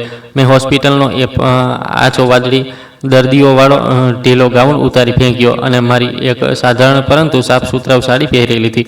મેં મારા વિખેરાયેલા સફેદ વાળને કસીને એક અંબોડામાં બાંધ્યા અને અરીસામાં મારી જાતને જોઈ. અરીસામાં દેખાતી સ્ત્રી હવે એ બિચારી લાચાર અને રડતી માં ન હતી જેને તેની દીકરીએ ફાર્મ હાઉસની બહાર ધૂળમાં ફેંકી દીધી હતી. તે એક યોદ્ધા હતી જે પોતાની આખી જિંદગીની કમાણી અને પોતાના સ્વાભિમાનને બચાવવા માટે રણભૂમિમાં ઉતરવામાં તૈયાર હતી. મેં મારું જૂનું પર્સ ખભા પર લટકાવ્યું અને કોઈ પણ સહારા વગર હોસ્પિટલની બહાર આવીને એક ટેક્સીમાં બેસી ગઈ. મારું ગંતવ્ય મારું ઘર ન હતું. મારે અત્યારે ઘરે નહોતું જવું. મારે એ જગ્યાએ જવું હતું જ્યાંથી હું મારા દુશ્મનનો મૂળ પર સૌથી ઊંડો અને કાનૂની પ્રહાર કરી શકું. જૂની દિલ્હીના કાશ્મીરી ગેટ વિસ્તારમાં એક બહુ જૂની અને જર્જરિત ઇમારત હતી. આ જ ઇમારતના ત્રીજા માળે વકીલ વર્માજીની ઓફિસ હતી. વર્માજી મારા સ્વર્ગસ્થ પતિ રાજીવના બાળપણના મિત્ર હતા અને અમારા પરિવારના જૂના શુભચિંતક હતા. જ્યારે રાજીવનું અવસાન થયું હતું ત્યારે ઢાબાના કાનૂની કાગળો અને લાયસન્સ બનાવડાવવામાં તેમણે જ મારી સૌથી વધુ મદદ કરી હતી. કોર્ટની પરસાળમાં તેમને એક ચતુર અને નિડર વકીલ માનવામાં આવતા હતા. ઓફિસના પગથિયે ચડતી વખતે મારો શ્વાસ ફૂલી રહ્યો હતો. છાતીમાં હજુ પણ થોડો ખેંચાણ અનુભવાઈ રહ્યો હતો, પરંતુ મારા કદમોમાં કોઈ લડખડાટ ન હતી. મેં વર્માજીના લાકડાના જૂના દરવાજાને ધક્કો માર્યો અને અંદર દાખલ થઈ. ઓફિસમાં જૂની કાનૂની ચોપડીઓ અને ભેજની મહેક હતી. મને આ હાલતમાં હોસ્પિટલમાંથી સીધી પોતાની ઓફિસમાં જોઈને વર્માજી પોતાની ખુરશી પરથી ઝટકાથી ઊભા થઈ ગયા. તેમની આંખોમાં ચિંતા અને ગભરામણ સાફ દેખાઈ રહી હતી. મીના ભાભી, તમે અહીં? શર્માજીનો ફોન આવ્યો હતો. મને ખબર પડી કે તમને હાર્ટ એટેક આવ્યો છે અને તમે હોસ્પિટલમાં છો. તમે આ હાલતમાં અહીં કેમ ચાલ્યા આવ્યા? તેમણે મને તરત પોતાના ટેબલની સામેવાળા ખુરશી પર બેસાડી અને એક ગ્લાસ પાણી આપ્યું. મેં પાણીનો એક ઘૂંટડો પીધો અને ગ્લાસને ટેબલ પર મૂકી દીધો. મારા અવાજમાં કોઈ કંપન ન હતું, બિલકુલ સપાટ અને ઠંડો અવાજ. વર્માભાઈ, મારી પાસે આરામ કરવાનો સમય નથી. મારા જ ઘરમાં મારી વિરુદ્ધ એક બહુ મોટું અને ભયાનક ષડયંત્ર રચાઈ રહ્યું છે. મને તમારી મદદ જોઈએ અને તે પણ અત્યારે જ. મેં તેમને ગઈકાલ રાત્રે ફાર્મ હાઉસ પર થયેલા અપમાનથી લઈને આજે સવારે હોસ્પિટલમાં પાવર ઓફ અટર્ની પર જબરજસ્તી સહી કરાવવા સુધીની આખી ઘૃણાસ્પદ વાર્તા શબ્દો સંભળાવી દીધી. જેમ જેમ હું બોલી રહી હતી, વર્માજીનો ચહેરો ગંભીર થઈ રહ્યો હતો. તેમણે પોતાના ચશ્માને આંગળીથી ઉપર ખસેડ્યા અને એક ઊંડો ઠંડો શ્વાસ લીધો. ભાભી, વર્માજીએ પોતાનું ડ્રોવર ખોલ્યું અને તેમાંથી એક જાડી ભૂરા રંગની ફાઇલ કાઢીને મારી તરફ ખસેડી દીધી. કાલે રાત્રે જ્યારે શર્માજીએ મને ફાર્મ હાઉસના કેન્સલેશન વિશે જણાવ્યું તો મારા એક વકીલ હોવાના નાતે મારો માથું ઠનક્યું હતું. મને દાળમાં કંઈક કાળું લાગ્યું. એટલા માટે મેં તરત મારા સંપર્કોનો ઉપયોગ કરીને એ રાહુલ કપૂર અને તેના પરિવારની પૂરી આર્થિક અને કાનૂની પૃષ્ઠભૂમિની તપાસ કરાવી અને મને જે કંઈ પણ જાણવા મળ્યું છે તે તમારી કલ્પના કરતાં પણ વધારે ભયાનક અને ઘૃણાસ્પદ છે.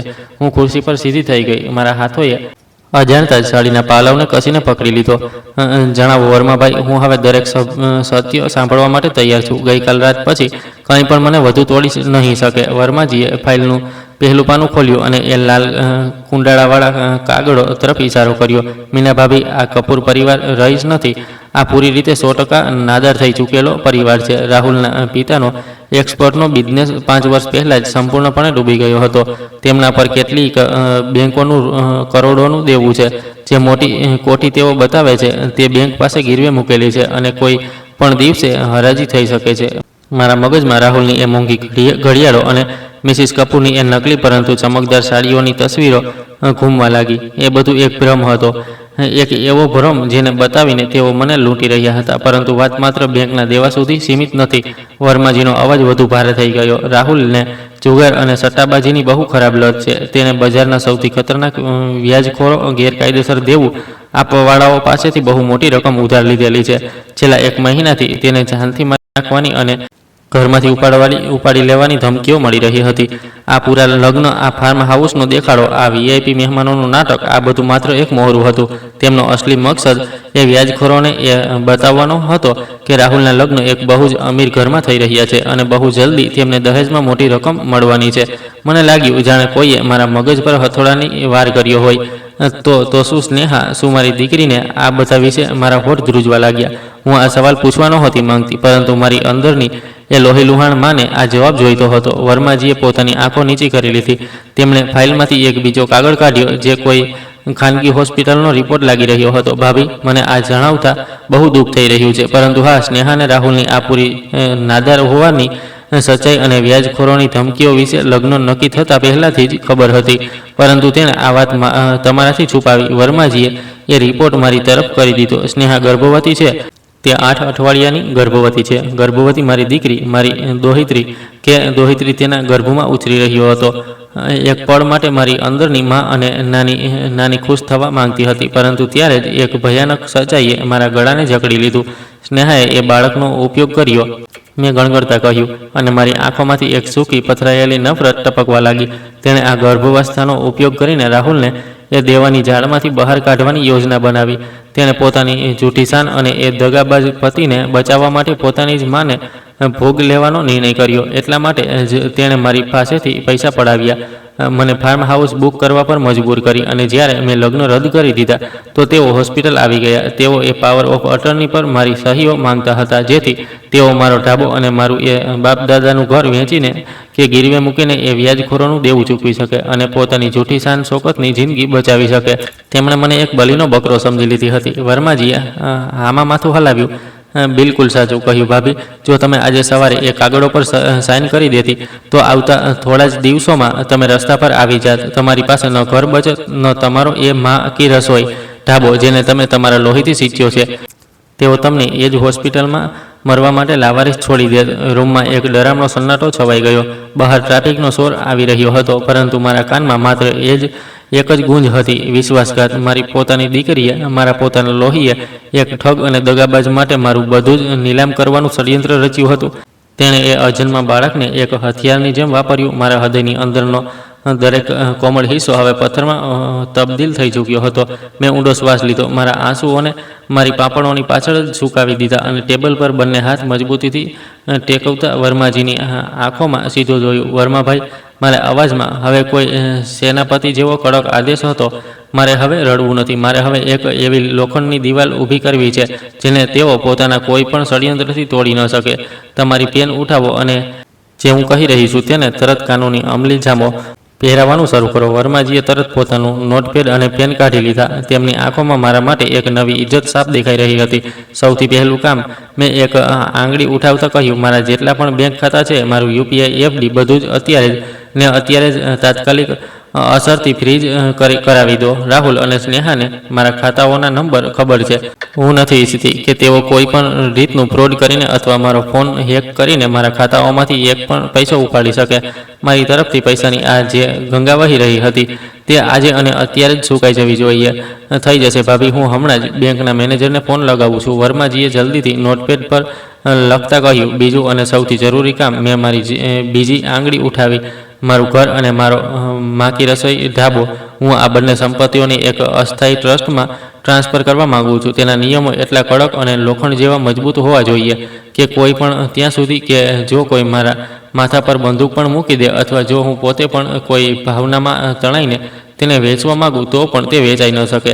આ સંપત્તિઓને સંપૂર્ણપણે નોન ટ્રાન્સેબલ અને નોન મોર્ગેજેબલ બનાવી દો. આનાથી એ પાવર ઓફ અટર્ની જેને પાછળ તેઓ પડ્યા છે માત્ર એક પસ્તીનો કચરો બનીને રહી જશે. વર્માજીના ચહેરા પર એક કુટિલ અને પ્રશંસાભરી મુસ્કાન આવી ગઈ. આ બહુ જ શાનદાર અને માસ્ટર સ્ટ્રોક વાળી ચાલ છે ભાભી. આને ઇરિવોકેબલ ટ્રસ્ટ કહે છે. હું આજે જ આના કાગળિયા તૈયાર કરીને રજિસ્ટ્રારની ત્યાં મોકલાવી દઉં છું. આના પછી ભગવાન પણ ઈચ્છે તો તમારા ઘર અને ઢાબાને નથી વેચી શકતા. ત્રીજું કામ, મેં મારા અવાજને વધુ કડક કરતા કહ્યું, મને દિલ્હીની સૌથી સારી અને ભરોસાપાત્ર પ્રાઇવેટ સિક્યોરિટી એજન્સીનો નંબર જોઈએ છે. મને 2 હઠ્ઠાકટ્ટા અને હથિયારોથી સજ્જ ગાર્ડ 24 કલાકો માટે જોઈએ છે. એક ગાર્ડ મારા ઘરના મુખ્ય દરવાજા પર તૈનાત રહેશે અને બીજો મારા ઢાબાની બહાર. જો રાહુલ મિસિસ કપૂર અથવા મારી પોતાની દીકરી સ્નેહા મારા ઘર કે ઢાબાના 100 મીટરના દાયરામાં પણ ફરકે તો એ ગાર્ડ્સને સીધો આદેશ હશે કે તેમને ધક્કા મારીને બહાર કાઢી મૂકે. મારે તેમની શકલ પણ નથી જોવી. હું હમણાં જ મારા ઓળખીતા એક પૂર્વ પોલીસ અધિકારીની સિક્યોરિટી એજન્સી સાથે વાત કરું છું. ગાર્ડ્સ 1 કલાકની અંદર તમારા ઘરે પહોંચી જશે, વર્માજીએ કહ્યું. અને છેલ્લું કામ. મેં ઊંડો શ્વાસ લીધો. મેં સ્નેહા અને રાહુલ માટે દક્ષિણ દિલ્હીમાં જે આલિશાન એપાર્ટમેન્ટ ભાડે રાખ્યો હતો, જેનું ભાડું દર મહિને મારા ખાતામાંથી જતું હતું. તેના મકાન માલિકને તરત નોટિસ મોકલો. મારું નામ એ લીઝ એગ્રીમેન્ટમાંથી હટાવો અને તેમનું ભાડું આપવાનું બંધ કરો. તેમને 48 કલાકની નોટિસ આપો કે કાં તો તેઓ પોતે એ ફ્લેટનું ભાડું આપે અથવા પોતાનો બોરીયો બિસ્તર સમેટીને ત્યાંથી નીકળી જાય. અને હા, ફાર્મ હાઉસવાળા અને કેટરિંગવાળાઓને મેં જે પૈસા એડવાન્સ આપ્યા હતા તેના માટે રાહુલ પર છેતરપિંડી સેક્શન 438નો એક ફોજદારી કેસ તૈયાર કરો. તેણે મારી સાથે જૂઠ બોલીને અને દગાથી એ પૈસા પડાવ્યા હતા. વર્માજીએ પોતાની પેન બંધ કરી અને પૂરા સન્માન સાથે ઊભા થઈને પોતાના હાથ જોડ્યા. ભાભી, આજે મેં મારા મિત્ર રાજીવની અસલી છબી તમારામાં જોઈ છે. તમે જે નિર્ણયો લીધા છે તે એકદમ સચોટ અને અચૂક છે. હવે તેઓ ચારે બાજુથી ઘેરાઈ ચૂક્યા છે. હું આજે સાંજ સુધીમાં બધી કાનૂની કાર્યવાહી પૂરી કરી દઈશ. તમે બસ હવે ઘરે જાઓ અને આરામ કરો. હું વર્માજીની ઓફિસમાંથી બહાર નીકળી. દિલ્હીની ધગધગતી બપોરનો તડકો મારા ચહેરા પર પડી રહ્યો હતો, પરંતુ મને કોઈ ગરમી નહોતી લાગી રહી. મારી અંદર એક ભયાનક શાંતિ હતી. મેં એક સામાન્ય ટેક્સી લીધી અને ચાંદની ચોક તરફ મારા ઘર માટે નીકળી પડી. મારે હવે મારા ઘરે જઈને બિલકુલ સામાન્ય રીતે વર્તન કરવાનું હતું. મારે મારા એ બાપદાદાના ઘરને એક કિલ્લામાં ફેરવવાનું હતું અને રાહ જોવાની હતી. મને ખબર હતી કે જેવી રીતે તેમના બેંકના કાર્ડ બ્લોક થશે, જેવી રીતે તેમને ફ્લેટમાંથી બહાર કાઢવામાં આવશે અને જેવી રીતે તેમને ખબર પડશે કે તેમના હાથમાંથી મારી સંપત્તિ સરકી ગઈ છે, તેઓ તરફડતા સાપની જેમ સીધા મારા દરવાજે આવશે. અને આ વખતે જ્યારે તેઓ આવશે તો તેમને ડંખવા માટે હું એક બહુ મોટી જાળ બિછાવી ચૂકી હોઈશ. મારી દીકરીએ મને દગો આપ્યો હતો, પરંતુ હવે હું તેને અને તેના એ દગાબાજ પતિને જિંદગીનો સૌથી ભયાનક કાનૂની અને આર્થિક પાઠ ભણાવવાની હતી. ખેલ હવે મીનાના નિયમો પર રમાવવાનો હતો. ચાંદની ચોકમાં મારા એ જૂના પરંતુ મજબૂત બાપદાદાના ઘરમાં હવે એક વિચિત્ર ભારે અને ગુંગળામણ ભરી ખામોશી છવાઈ ગઈ હતી. મારા ઘરની બહાર હવે 2 હટ્ટાકટ્ટા કાળા કપડાં અને ભારે બૂટવાળા પ્રાઇવેટ સિક્યોરિટી ગાર્ડ પહેરો આપી રહ્યા હતા. તેમની કમર પર વોકી-ટોકી અને દંડા બાંધેલા હતા. જૂની દિલ્હીના સાંકડા અને ભીડભાડવાળા વિસ્તારમાં જ્યાં લોકો એકબીજાના ઘરોમાં બે ધડક આવી જઈ શકતા હતા, મારા ઘરનો એ જૂનો લાકડાનો દરવાજો હવે એક અભેદ કિલ્લાના મુખ્ય દ્વારમાં ફેરવાઈ ચૂક્યો હતો. હું મારા આંગણામાં બિછાવેલી એક જૂની ખાટલી પર બેઠી હતી. મારા હાથમાં આદુવાળી ચાનો એક ગરમ કુલ્લડ હતો. ચામાંથી નીકળતી વરાળ મારા ચહેરાને અડી રહી હતી, પરંતુ એ ચાની મીઠાશ અને ગરમાવો મારી અંદરની એ બરફીલી ઠંડકને ઓછી નહોતી કરી શકતી, જે કાલ રાત્રે હોસ્પિટલમાંથી મારા હૃદયમાં બેસી ગઈ હતી. મને ખબર હતી કે હવે તેઓ આવશે. જેવો જ મકાન માલિક તેમને એ આલિશાન ફ્લેટમાંથી બહાર કાઢશે, જેવા જ તેમના ક્રેડિટ કાર્ડ સ્વાઇપ મશીન પર ડિક્લાઇન અથવા બ્લોક બતાવશે, તેઓ તરફડતા સીધા જ આ દરવાજે આવશે. અને મારી રાહ જોવાની ઘડી વધારે લાંબી ન રહી. બપોરના આશરે 3 વાગી રહ્યા હતા જ્યારે બહાર રસ્તા પર અચાનક એક ભારે હોબાળો શરૂ થઈ ગયો. કોઈએ મારા ઘરના એ ભારે અને જૂના લાકડાના દરવાજાને પોતાની પૂરી તાકાતથી પીટવાનું શરૂ કરી દીધું. દરવાજો ખોલો, મીના દેવી બહાર નીકળો. આ રાહુલનો ફાટેલો અને ડરેલો અવાજ હતો, જેમાં હવે એ પહેલાંવાળી બનાવટી મીઠાશ અને રહીસીનું કોઈ નામ નિશાન ન હતું. ગાળો અને બૂમાબૂમ કરવાના અવાજો આવી રહ્યા હતા. મેં ચાનો કુલ્લડ ધીમેથી પાસે રાખેલી નાની ટીપાઈ પર મૂકી દીધો. મારા ચહેરા પર કોઈ ભાવ ન હતો. મેં મારા એક ગાર્ડને ઇશારો કર્યો, દરવાજો ખોલો, પરંતુ તેમને માત્ર આંગણા સુધી જ આવવા દેજો, અને જો તેઓ કોઈ પણ બદતમીજી કરવાની કોશિશ કરે તો તેમના હાથ પગ તોડવામાં બિલકુલ અચકાતા નહીં. ગાર્ડે એક કડક માથું હલાવ્યું અને એ ભારે દરવાજાની કડી ખોલી દીધી. દરવાજો ખુલતા જ રાહુલ અને સ્નેહા કોઈ તોફાનની જેમ અંદર ઘૂસ્યા, પરંતુ ગાર્ડ્સે તેમને આંગણાની વચ્ચોવચ્ચ જ રોકી લીધા. તેમની હાલત જોઈને એક પળ માટે મને લાગ્યું કે હું કોઈ ખરાબ સ્વપ્ન જોઈ રહી છું. શું આ એ જ લોકો હતા જે કાલ સુધી પોતાને ઉચ્ચ વર્ગના અને મને એક ગંદી ગટરનો કીડો ગણાવી રહ્યા હતા? રાહુલનો એ હજારો રૂપિયાનો ડિઝાઇનર સૂટ હવે ખરાબ રીતે ચોળાયેલો અને ધૂળથી ખરડાયેલો હતો. તેની ટાઈ ગાયબ હતી અને તેના શર્ટના ઉપરના બટન તૂટેલા હતા. તેના ચહેરા પર ઘણા દિવસોની વગર કાપેલી દાઢી હતી અને આંખોમાં એક જંગલી ખૂંખાર જાનવર જેવી ગભરામણ હતી. તેની આંખો નીચેના કાળા કુંડાળા તેની રાતોની ઊંઘ હરામ થવાની ગવાહી આપી રહ્યા હતા. તે એ માણસ જેવો લાગી રહ્યો હતો જેનો શિકાર કરવા માટે શિકારી તેની બિલકુલ પાછળ ઊભા હોય. અને સ્નેહા, મારી દીકરી, તેના વાળ ખરાબ રીતે ગૂંચવાયેલા હતા. તેનો મેકઅપ આંસુઓ અને પરસેવાથી વહીને તેના ગાલ પર કાળા નિશાન છોડી ગયો હતો. તે ધ્રુજી રહી હતી અને રાહુલની પાછળ એવી રીતે છુપાવવાની કોશિશ કરી રહી હતી જાણે કોઈ ડરેલું બાળક. મને આ રીતે આરામથી આંગણામાં બેઠેલી જોઈને રાહુલનો પારો સાતમા આસમાને પહોંચી ગયો. તે ગાર્ડ્સની પરવા કર્યા વિના મારી તરફ ઘસ્યો, પરંતુ એક ગાર્ડે તેની છાતી પર પોતાનો ભારે હાથ રાખીને તેને ત્યાં જ ધકેલી દીધો. તમારી હિંમત કેવી રીતે થઈ? રાહુલે પોતાની પૂરી તાકાતથી બૂમ પાડતા કહ્યું. તેની ગરદનની નસો ગુસ્સાથી ખેંચાઈ ગઈ હતી. તમે અમારા બધા જોઈન્ટ બેંક એકાઉન્ટ્સ ફ્રીઝ કરાવી દીધા, મારા ક્રેડિટ કાર્ડ બ્લોક કરાવી દીધા, અને તમે એ મકાન માલિકને ફોન કરીને અમને અમારા જ ફ્લેટમાંથી રસ્તા પર ફેંકાવી દીધા. મકાન માલિકે અમારા બધા સામાન પર તાળું મારી દીધું છે. તમે ઈચ્છો છો શું ડોશી? શું તમે તમારી દીકરીને રસ્તા પર ભીખ માંગતી જોવા માંગો છો? શું આજ તમારું માતૃત્વ છે? હું મારી જગ્યાએથી એક ઇંચ પણ ન હલી. મેં બહુ જ ઇમ્મિનાનથી મારી સાડીનો પાલવ સરખો કર્યો અને તેને એક એવી ઠંડી પથ્થર જેવી નજરોથી જોયો જેણે તેની ચીસોને વચ્ચે જ રોકી દીધી. તમારા બેંક એકાઉન્ટ, તમારો ફ્લેટ. મેં મારો અવાજ બિલકુલ નીચો રાખતા કહ્યું, પરંતુ એ અવાજની ગુંજ કોઈ ચાબુક કરતાં વધારે તેજ હતી. રાહુલ, તું કદાચ ભૂલી રહ્યો છે કે એ હાથોમાં જે લોહી પરસેવાની કમાણી હતી તે મારી હતી. જે ફ્લેટમાં તું કોઈ નવાબની જેમ પોતાની અયાશીઓ કરી રહ્યો હતો તેનું ભાડું મારી ભઠ્ઠીની આગમાંથી નીકળતું હતું. મેં બસ એ નળ બંધ કરી દીધો છે જેનાથી તું એક જળોની જેમ મારું લોહી ચૂસી રહ્યો હતો. મેં મારી પાસે રાખેલી એ પૂરી કાનૂની ફાઇલ ઉઠાવી જે વર્માજીએ મને આપી હતી અને તેને મારી પૂરી તાકાતથી આંગણાના ફર્શ પર રાહુલના પગ પાસે ફેંકી દીધી. ફાઇલના પાના હવામાં ખુલ્યા અને રાહુલના કાળા કારનામાઓનો પૂરો ચિઠ્ઠો જમીન પર વિખેરાઈ ગયો. મેં તારા એ સડેલા અને પોકળ સામ્રાજ્યની પૂરી તપાસ કરાવી લીધી છે. રાહુલ કપૂર, મેં એક એક શબ્દ પર ભાર મૂકતા કહ્યું. તારો બાપ વર્ષો પહેલાં નાદર થઈ ચૂક્યો છે. તારી કોઠી બેંક પાસે ગીરવી છે અને સૌથી મોટી વાત, બજારના જે ખૂંખાર વ્યાજખોરો પાસેથી તે તારી અયાશીઓ અને જુગાર માટે કરોડોનું દેવું લીધું છે. તેઓ તારા જીવના પ્યાસા છે. તું આ લગ્નનો અને મારી સંપત્તિનો નાટક રચીને તેમને એ વિશ્વાસ અપાવવા માંગતો હતો કે તું જલ્દી જ તેમના પૈસા પાછા આપી દઈશ. તું હોસ્પિટલમાં મારી મોતની રાહ જોઈ રહ્યો હતો જેથી મારો ઢાબો અને ઘર નીલામ કરીને તું તારી ચામડી બચાવી શકે. તું કોઈ રહીશ જાદો નથી રાહુલ. તું એક નંબરનો દગાબાજ, ઠગ અને એક હલકો માણસ છે. તારો ખેલ ખતમ થઈ ચૂક્યો છે કે એ કાગળોને અને મારા મોઢેથી વ્યાજખોરાનું નામ સાંભળીને રાહુલનો ચહેરો કોઈ સફેદ ચાદરની જેમ પીળો પડી ગયો. તેનો બધો જૂઠો ગુસ્સો અને ઘમંડ પડવારમાં ગાયબ થઈ ગયો. તેના હોઠ ધ્રુજવા લાગ્યા અને તે કંઈ પણ બોલી શકવાની પરિસ્થિતિમાં ન રહ્યો. તે સમજી ગયો હતો કે તેનું સૌથી મોટું રહસ્ય હવે ખુલ્લું પડી ચૂક્યું છે. ત્યારે સ્નેહાએ સ્થિતિને સંભાળતા એક નવો દાવ બદલ્યો. તે જાણતી હતી કે હવે બૂમાબૂમ કરવાથી કે ધાક જમાવવાથી કામ નહીં ચાલે. તેણે એ જ કર્યું જે એક કમજોર માણસ પોતાના સ્વાર્થ માટે કરે છે. તેણે એક માની સૌથી નબળી નસ પર વાર કરવાનો નિર્ણય કર્યો. સ્નેહા અચાનકથી ધ્રુસકે રડવા લાગી. તે ગાર્ડ્સની વચ્ચેથી નીકળી દોડીને મારી પાસે આવી અને ધડામ દઈને મારા પગ પર પડી ગઈ. તેણે મારા ઘૂંટણને પોતાના બંને હાથોથી કસીને પકડી લીધા.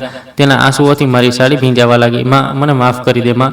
તે ડૂસકા ભરતા મારી તરફ પોતાનો રડતો ચહેરો ઉઠાવીને બોલી. હા, અમારાથી બહુ મોટી ભૂલ થઈ ગઈ. હું આંધળી થઈ ગઈ હતી. પૈસા અને દેખાડાની ચકાચોંધમાં મને લાગ્યું કે રાહુલની સાથે મારી જિંદગી સુધરી જશે. મને ખબર નહોતી કે હાલાત આટલા ખરાબ છે. માં, પ્લીઝ અમને બચાવી લે. વ્યાજખોરો રાહુલને મારી નાખશે. અમારી પાસે જવા માટે કોઈ જગ્યા નથી, ખાવા માટે એક દાણો નથી. માં, તું તો બહુ દયાળુ છે ને. તે તો હંમેશા મારા માટે બધું જ કુરબાન કર્યું છે. શું તું તારી એકની એક દીકરીને રસ્તા પર મરવા માટે છોડી દઈશ? હું એક પથ્થરની મૂર્તિની જેમ બેઠી રહી. મારી પોતાની દીકરી મારા પગમાં પડી હતી. એ દીકરી જેને મેં બાળપણમાં એક ઉજરડો પડવા પર પણ આખી રાત છાતીએ લગાડીને રાખી હતી, આજે તે મારી સામે કરગરી રહી હતી. કોઈ પણ માનું દિલ આ દ્રશ્ય જોઈને પીગળી જાત. મારી અંદરની મમતાએ એક પળ માટે બળવો કરવાની કોશિશ કરી. મારો હાથ અજાણતા તેના ગૂંચવાયેલા વાળને પંપાડવા માટે આગળ વધ્યો, પરંતુ ત્યારે જ મને હોસ્પિટલનો એ પાવર ઓફ અટર્ની વાળો કાગળ યાદ આવી ગયો. મને યાદ આવ્યું કે કેવી રીતે તેણે મને એ ફાર્મ હાઉસની બહાર અપમાનિત કરીને છોડી દીધી હતી. મેં મારો હાથ પાછો ખેંચી લીધો. સ્નેહાએ જ્યારે જોયું કે મારા ચહેરા પર કોઈ દયા નથી આવી રહી તો તેણે પોતાનું છેલ્લું અને સૌથી ખતરનાક હથિયાર કાઢ્યું. તેણે મારા ઘૂંટણને છોડીને પોતાના બંને હાથોને પોતાના પેટ પર રાખી લીધા અને એક અત્યંત દર્દનાક અવાજમાં બોલી, માં, જો તને મારા પર દયા નથી આવતી તો ઓછામાં ઓછું પોતાના આ લોહી પર તો દયા ખા. માં, હું 8 અઠવાડિયાની ગર્ભવતી છું. તારા ઘરમાં તારો દોહિત્રો કે દોહિત્રી આવવાની છે. શું તું ઈચ્છીશ કે તારું પોતાનું લોહી રસ્તાની ધૂળમાં પેદા થાય? શું તું એ માસૂમ બાળકને એક ખૂંખાર વ્યાજખોરોના પડછાયામાં મોટું થતું જોવા માંગીશ? માં, આ બાળકની ખાતર અમને તમારા ઘરમાં આશરો આપી દે પ્લીઝ. માં, ગર્ભાવસ્થા મારી દોહિત્રી આ સાંભળીને મારી છાતીમાં એક તીવ્ર પીડા ઉભળી. એક નવી અને માસૂમ જિંદગી મારી દીકરીના ગર્ભમાં ઉછરી રહી હતી. સ્નેહાને લાગ્યું કે તેણે મારું સૌથી નબળું બિંદુ દબાવી દીધું છે. રાહુલના ચહેરા પર પણ એક હળવી કમીની આશાનું કિરણ જાગી ઉઠ્યું. તેમને લાગ્યું કે એક ભારતીયમાં પોતાના દોહિત્રીઓના નામ પર પીગળી જ જશે અને પોતાનું બધું જ તેમના કદમોમાં નાખી દેશે. પરંતુ તેઓ ભૂલી ગયા હતા કે તેમણે મારી અંદરની એ મમતાને કાલ રાત્રે જ પોતાના હાથોથી મારી નાખી હતી. મેં ઊંડો શ્વાસ લીધો, મારા આંસુઓને અંદર જ ગળી લીધા અને મારી ખુરશી પરથી ઊભી થઈ ગઈ. મેં સ્નેહાના હાથોને મારા પગ પરથી ઝટકી દીધા. મને ખબર છે કે તું ગર્ભવતી છે સ્નેહા. મેં એક એવી ઠંડી અને નિર્મમ અવાજમાં કહ્યું કે સ્નેહા અને રાહુલ બંને સ્તબ્ધ રહી ગયા. વકીલ વર્માજીએ મને તારો મેડિકલ રિપોર્ટ બતાવી દીધો છે. મને એ પણ ખબર છે કે તને આ ગર્ભાવસ્થા વિશે એ ફાર્મ હાઉસવાળા લગ્નથી ઘણા સમય પહેલાં જ ખબર હતી અને મને એ પણ ખબર છે કે તે આ માસૂમ બાળકનો ઉપયોગ મને લૂંટવા માટે, મારી પાસેથી એ લગ્નનો ખર્ચ કઢાવવા માટે અને હોસ્પિટલમાં મારી મિલકત પચાવી પાડવા માટે એક હથિયારની જેમ કર્યો. સ્નેહાની આંખો ફાટેલી રહી ગઈ. તેને આ વાતનો બિલકુલ પણ અંદાજ ન હતો કે મને બધું જ પહેલાંથી ખબર છે. પરંતુ તેમ છતાં મેં મારી વાત ચાલુ રાખતા કહ્યું અને એક શબ્દને બહુ તોડીને બોલી, હું એક માં છું. હું કોઈ રાક્ષસ નથી જે એક અજન્મા અને માસૂમ બાળકને રસ્તા પર મરવા છોડી દે. હું તારી અને મારા આ થનારા એક પુત્ર કે પુત્રીની પૂરી જવાબદારી ઉઠાવવા માટે તૈયાર છું. આ સાંભળતા જ સ્નેહાની આંખોમાં એક ચમક આવી ગઈ અને તેણે રાહતનો શ્વાસ લીધો. રાહુલે પણ પોતાનો કોલર સરખો કરવાની કોશિશ કરી, જાણે તેના જીવમાં જીવ આવી ગયો હોય. પરંતુ આ પહેલાં કે તેઓ કંઈ બોલી શકે, મેં મારો હાથ હવામાં ઉઠાવ્યો અને મારી શરત સામે મૂકી દીધી. એક એવી શરત જેણે તેમના પગ નીચેથી જમીન ખસેડી દીધી. પરંતુ મારી એક શરત છે. મારો અવાજ હવે પૂરા આંગણામાં ગૂંજી રહ્યો હતો. સ્નેહા, તું અને તારું આ બાળક આ જ ઘરમાં રહેશો. તારી દરેક જરૂરિયાત, તારી સારવાર, તારા બાળકનું ભવિષ્ય બધું જ હું જોઈશ. તું મારી સાથે મારા ઢાબામાં કામ કરીશ અને સન્માનની જિંદગી જીવીશ. પરંતુ આના માટે તારે અત્યારે જ એક નિર્ણય લેવો પડશે. મેં મારી આંગળીનો ઈશારો રાહુલ તરફ કર્યો, જે હવે પરસેવે રેબઝેબ હતો. તારે આ દગાબાજ, લાલચી અને દેવામાં ડૂબેલા માણસને હંમેશા માટે છોડવો પડશે. તારે અત્યારે જ છૂટાછેડાના કાગળો પર સહી કરવી પડશે. તું આનાથી તારા બધા સંબંધો ખતમ કરીશ. અને રહી વાત આ માણસની, તો મેં છેતરપિંડીના ગુનામાં આની વિરુદ્ધ પોલીસમાં ફરિયાદ તૈયાર રાખી છે. આને જેલમાં જવું પડશે. આ છે મારો નિર્ણય. હવે પસંદ કર સ્નેહા. તારે એક સુરક્ષિત ભવિષ્ય અને તારી માં જોઈએ છે કે તારે આ ગુનેગારની સાથે રસ્તાની ઠોકરો ખાવી છે? આંગણામાં એક મોત જેવો સન્નાટો છવાઈ ગયો. હવા પણ જાણે ચાલતી બંધ થઈ ગઈ હતી. રાહુલે સ્નેહા તરફ એક ડરામણી અને ધમકીભરી નજરે જોયું. તેની આંખોમાં સાફ ચેતવણી હતી કે જો તેને છોડ્યો તો તે તેને બરબાદ કરી દેશે. સ્નેહા ત્યાં જમીન પર બેઠેલી હતી. તેની આંખો ડરેલી હતી. તે ક્યારેક મને જોતી જ્યાં તેને સુરક્ષા અને માતૃપ્રેમનો પ્રસ્તાવ મળી રહ્યો હતો, અને ક્યારેક રાહુલને જોતી જેનાથી તે બંધાયેલી હતી, જેના જૂઠા હાઈ સોસાયટીના ઋતુબાએ તેની અક્કલ પર પડદો પાડી રાખ્યો હતો. તેને કદાચ રાહુલથી ડર પણ લાગી રહ્યો હતો, અને કદાચ તેને સમજનો ડર હતો કે લોકો શું કહેશે કે તેણે પોતાના પતિને છોડી દીધો. તે જૂઠી શાન અને એક ટોક્સિક સંબંધની મોહજાળમાંથી બહાર નહોતી નીકળી શકતી. હું રાહ જોઈ રહી હતી. આ તેની જિંદગીની સૌથી મોટી પરીક્ષા હતી. મેં તેને એ નરકમાંથી બહાર કાઢવા માટે મારો હાથ આગળ વધાર્યો હતો, પરંતુ જે નિર્ણય તેને લીધો તેણે મારા હૃદયના બચેલા ખૂચેલા ટુકડાઓને પણ હંમેશ માટે રાખ કરી દીધા. સ્નેહા ધીમે ધીમે પોતાના પગ પર ઊભી થઈ. તેણે મારી તરફથી પોતાની નજરો હટાવી લીધી. તે પાછળની તરફ ડગલા ભરવા લાગી અને જઈને રાહુલની બાજુમાં ઊભી રહી ગઈ. તેણે રાહુલનો હાથ પકડી લીધો અને પછી મને એક એવી નજરોથી જોઈ જેમાં નફરત અને બેવકૂફીનું એક ભયાનક મિશ્રણ હતું. તમે બહુ ક્રૂર છો માં. સ્નેહાએ રડતા અને મને મેણા મારતા કહ્યું. તમે એક પતિ પત્નીને અલગ કરવા માંગો છો? તમે મારા થનારા બાળકના માથેથી તેના બાપનો પડછાયો છીનવવા માંગો છો? મને સમાજમાં એક છૂટાછેડા લીધેલી સ્ત્રીનું કલંક આપવા માંગો છો? તમે મારાથી પ્રેમ નથી કરતા, તમે માત્ર પોતાનો બદલો લેવા માંગો છો. જો તમારી આ જ શરત છે તો મને તમારું આ ઘર અને તમારો આ પૈસો નથી જોઈતો. હું રાહુલની સાથે રસ્તા પર ભૂખી લઈશ, પરંતુ તમારા આ એહસાન તળે નહીં જીવું. તેણે પોતાના અહંકારી અને બેવકૂફભર્યા ઘમંડને પસંદ કર્યો. તેણે પોતાની માની એ બલિદાનની સુરક્ષાને ઠુકરાવીને એક શોષક અને દગાબાજ માણસનો સાથ પસંદ કર્યો. તેણે મારા પ્રેમને ક્રૂરતાનું નામ આપી દીધું. તે મારી દીકરી ન હતી, તે હવે સંપૂર્ણપણે આ મતલબી દુનિયાનો હિસ્સો બની ચૂકી હતી. ઠીક છે, મેં મારી આંખો બંધ કરી અને એક ઊંડો શ્વાસ લીધો. જ્યારે મેં મારી આંખો ખોલી તો તેમાં કોઈ આંસુ ન હતા, કોઈ મમતા ન હતી, માત્ર એક અંતિમ અને અટલ નિર્ણય હતો. આ તારી પસંદ છે સ્નેહા, અને હવે તારે તારી આ પસંદની કિંમત ચૂકવવી પડશે. મારી તરફથી તારા માટે હવે આ ઘરના બધા દરવાજા હંમેશ માટે બંધ છે. મેં પાછળ વળીને મારા બંને ગાર્ડ્સને જોયા અને એક સ્પષ્ટ આદેશ આપ્યો, આમને ધક્કા મારીને મારા ઘરમાંથી બહાર કાઢો. અને હવે પછી જો આ ગલીમાં પણ દેખાય તો સીધો પોલીસને ફોન કરજો. માં, તું આવું ન કરી શકે, સ્નેહા ચીખી. રાહુલે ગાળો બોલવાનું શરૂ કરી દીધું. ડોશી, હું તને છોડીશ નહીં, તું પછતાઈશ. પરંતુ એ હટ્ટા કટ્ટા ગાર્ડ છે, તેમની એક ન સાંભળી. તેમણે રાહુલને કોલરથી પકડ્યો અને સ્નેહાને હાથથી ખેંચતા બહારની તરફ લઈ ગયા. તે બંને ચીસો પાડતા અને હાથ પગ મારતા આંગણામાંથી બહાર કાઢ્યા. મારા ઘરનો એ ભારે લાકડાનો દરવાજો ધડામ દઈને બંધ થયો. બહાર રસ્તા પરથી તેમની ગાળો અને રડવાના અવાજો થોડી વાર સુધી આવતા રહ્યા, અને પછી ધીમે ધીમે એ અવાજો દૂર જઈને એ જૂની દિલ્હીના ઘોંઘાટમાં હંમેશ માટે ખોવાઈ ગયા. હું એ જ આંગણામાં એકલી ઊભી રહી ગઈ. દરવાજો બંધ થઈ ચૂક્યો હતો. મેં મારા જીવનના સૌથી મોટા નાસુરને કાપીને મારા શરીરથી અલગ કરી દીધું હતું. પીડા બહુ ભયંકર હતી, એક એવી પીડા જે કદાચ મને આખી જિંદગી સતાવતી રહેશે. પરંતુ મને એ પણ ખબર હતી કે જો મેં આજે આ ઝેરીલો હિસ્સો ન કાપ્યો હોત તો આ આખા શરીરમાં ફેલાઈને મારો જીવ લઈ લેત. મેં મારા આંસુઓને લૂછ્યા, એક ઊંડો શ્વાસ લીધો અને ફરીથી મારી ખુરશી પર બેસી ગઈ. ચા ઠંડી થઈ ચૂકી હતી, પરંતુ આજે એ ઠંડી ચા પણ મને સુકૂન આપી રહી હતી. મેં મારી જંગ જીતી લીધી હતી. ભલે મેં મારી દીકરીને ગુમાવી દીધી હતી. મારા ઘરનો એ ભારે અને જૂનો લાકડાનો દરવાજો એક જોરદાર અવાજ સાથે બંધ થઈ ગયો હતો, અને એ અવાજની સાથે જ મારી જિંદગીનો એક બહુ મોટો ઝેરીલો અને ગુંગળામણ ભર્યો અધ્યાય પણ હંમેશ માટે ખતમ થઈ ગયો હતો. આંગણામાં હવે એક વિચિત્ર, ઊંડી અને સુકૂન આપનારી ખામોશી છવાઈ ગઈ હતી. હું થોડી વાર સુધી એ જ જગ્યાએ ઊભી રહી જ્યાં થોડી પળ પહેલાં મારી પોતાની દીકરીએ મને ઠુકરાવીને એક દગાબાજનો હાથ પકડ્યો હતો. મારી આંખોમાં કોઈ આંસુ ન હતા, અને ન તો મારી છાતીમાં હવે કોઈ પીડા બચી હતી. જે હિસ્સો સડી ચૂક્યો હતો તેને મેં જાતે પોતાના હાથોથી કાપીને ફેંકી દીધો હતો, અને હવે માત્ર એક ઘાને રૂજાવવાની વારી હતી. મેં એક ઊંડો શ્વાસ લીધો. દિલ્હીની એ સાંજની હવામાં જે ગૂંગળામણ હતી તે હવે મને અનુભવાતી ન હતી. મને લાગ્યું જાણે મારા ખભા પરથી કોઈ બહુ ભારે પહાડ ઉતરી ગયો હોય.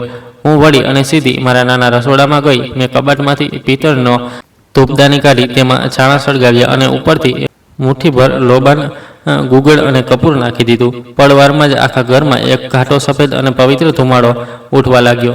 લોબાનની એ તીવ્ર, કુદરતી અને શુદ્ધ મહેક મારા ઘરના દરેક ખૂણામાં ફેલાવા લાગી. હું એ ધૂપદાનીને મારા હાથોમાં લઈને ઘરના દરેક રૂમમાં ગઈ.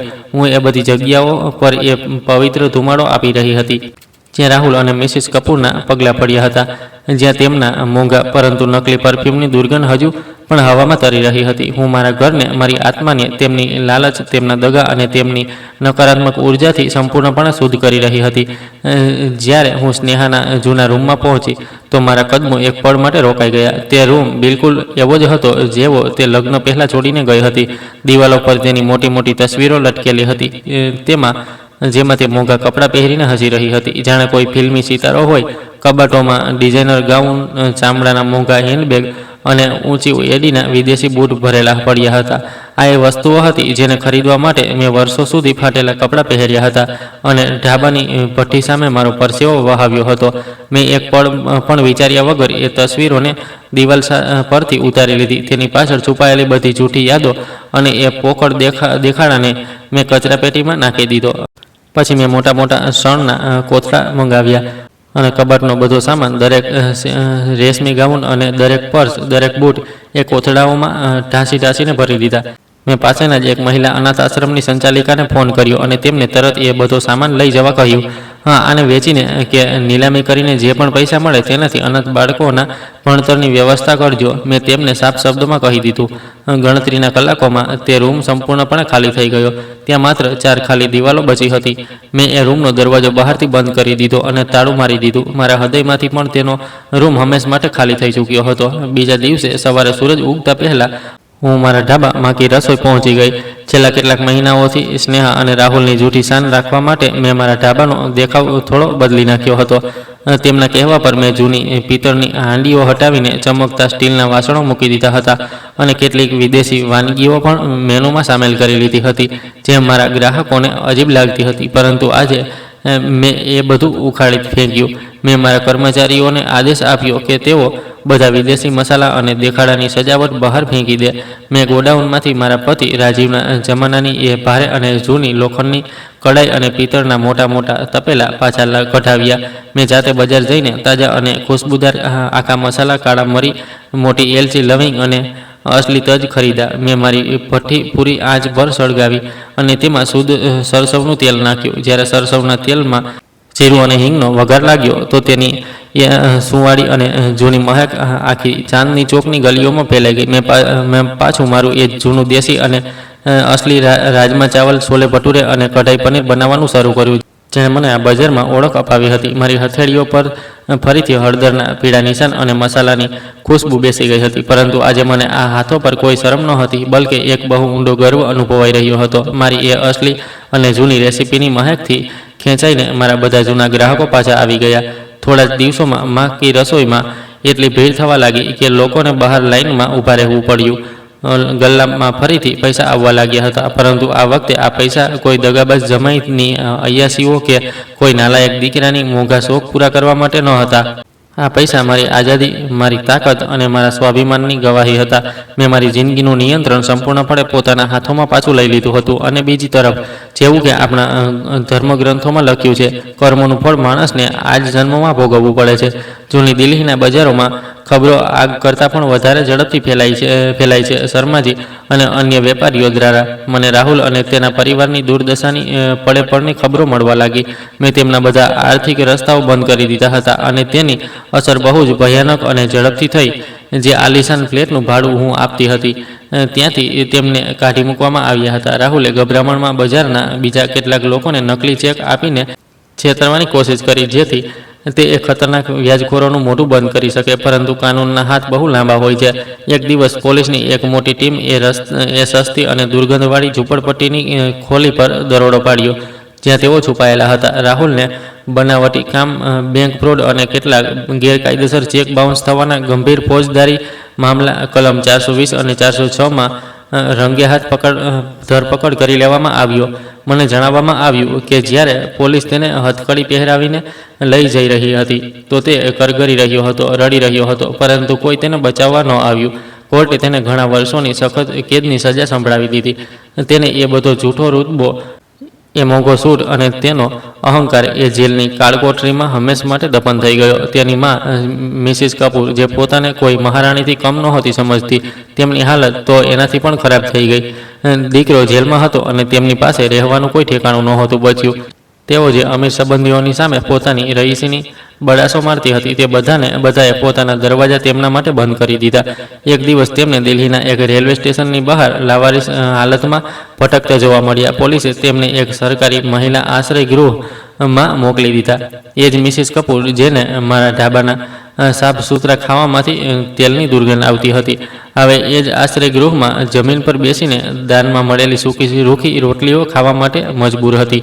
તેમના ગળાના એ નકલી મોતીઓના હાર તૂટી ચૂક્યા હતા અને તેમનો એ ઘમંડ સંપૂર્ણપણે ચકનાચૂર થઈ ચૂક્યો હતો.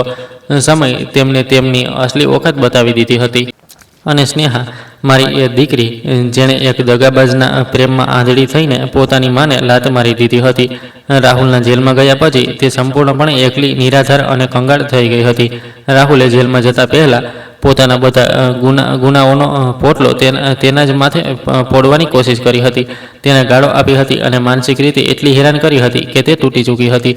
તે 9 મહિનાની ગર્ભવતી હતી. તેની પાસે ન તો ડૉક્ટરને બતાવવાના પૈસા હતા, ન દવાઓ ખરીદવાના અને ન તો 2 ટંકની રોટલીની કોઈ વ્યવસ્થા હતી.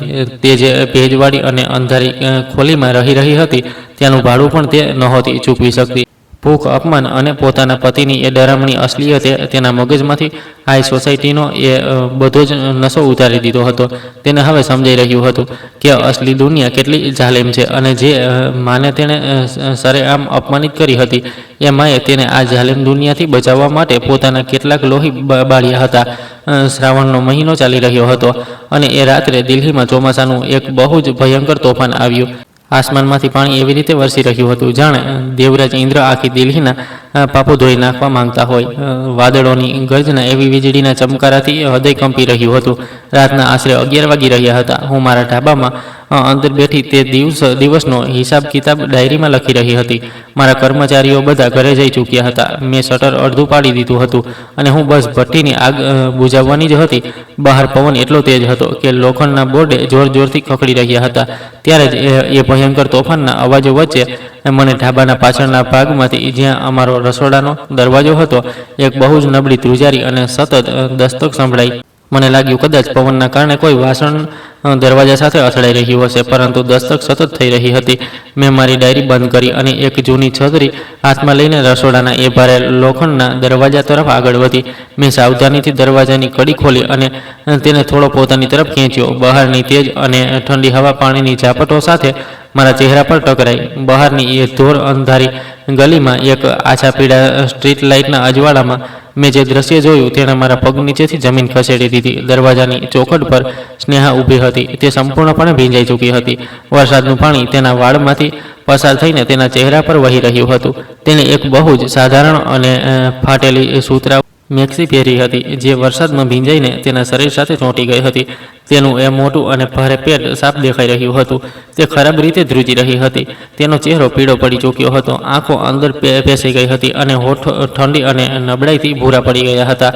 આ એ મગરૂર ઘમંડી સ્નેહા ન હતી જેણે મને ફાર્મ હાઉસની બહારથી ધક્કા મારીને કઢાવી મૂકી હતી. આ એ છોકરી પણ ન હતી જેણે મારા ઘરના આંગણામાં મને ક્રૂર કહી હતી. આ એક સંપૂર્ણપણે તૂટેલી, હારેલી અને દુનિયાની ઠોકરો ખાઈને પોતાની ઓકાત સમજી ચૂકેલી એક લાચાર સ્ત્રી હતી.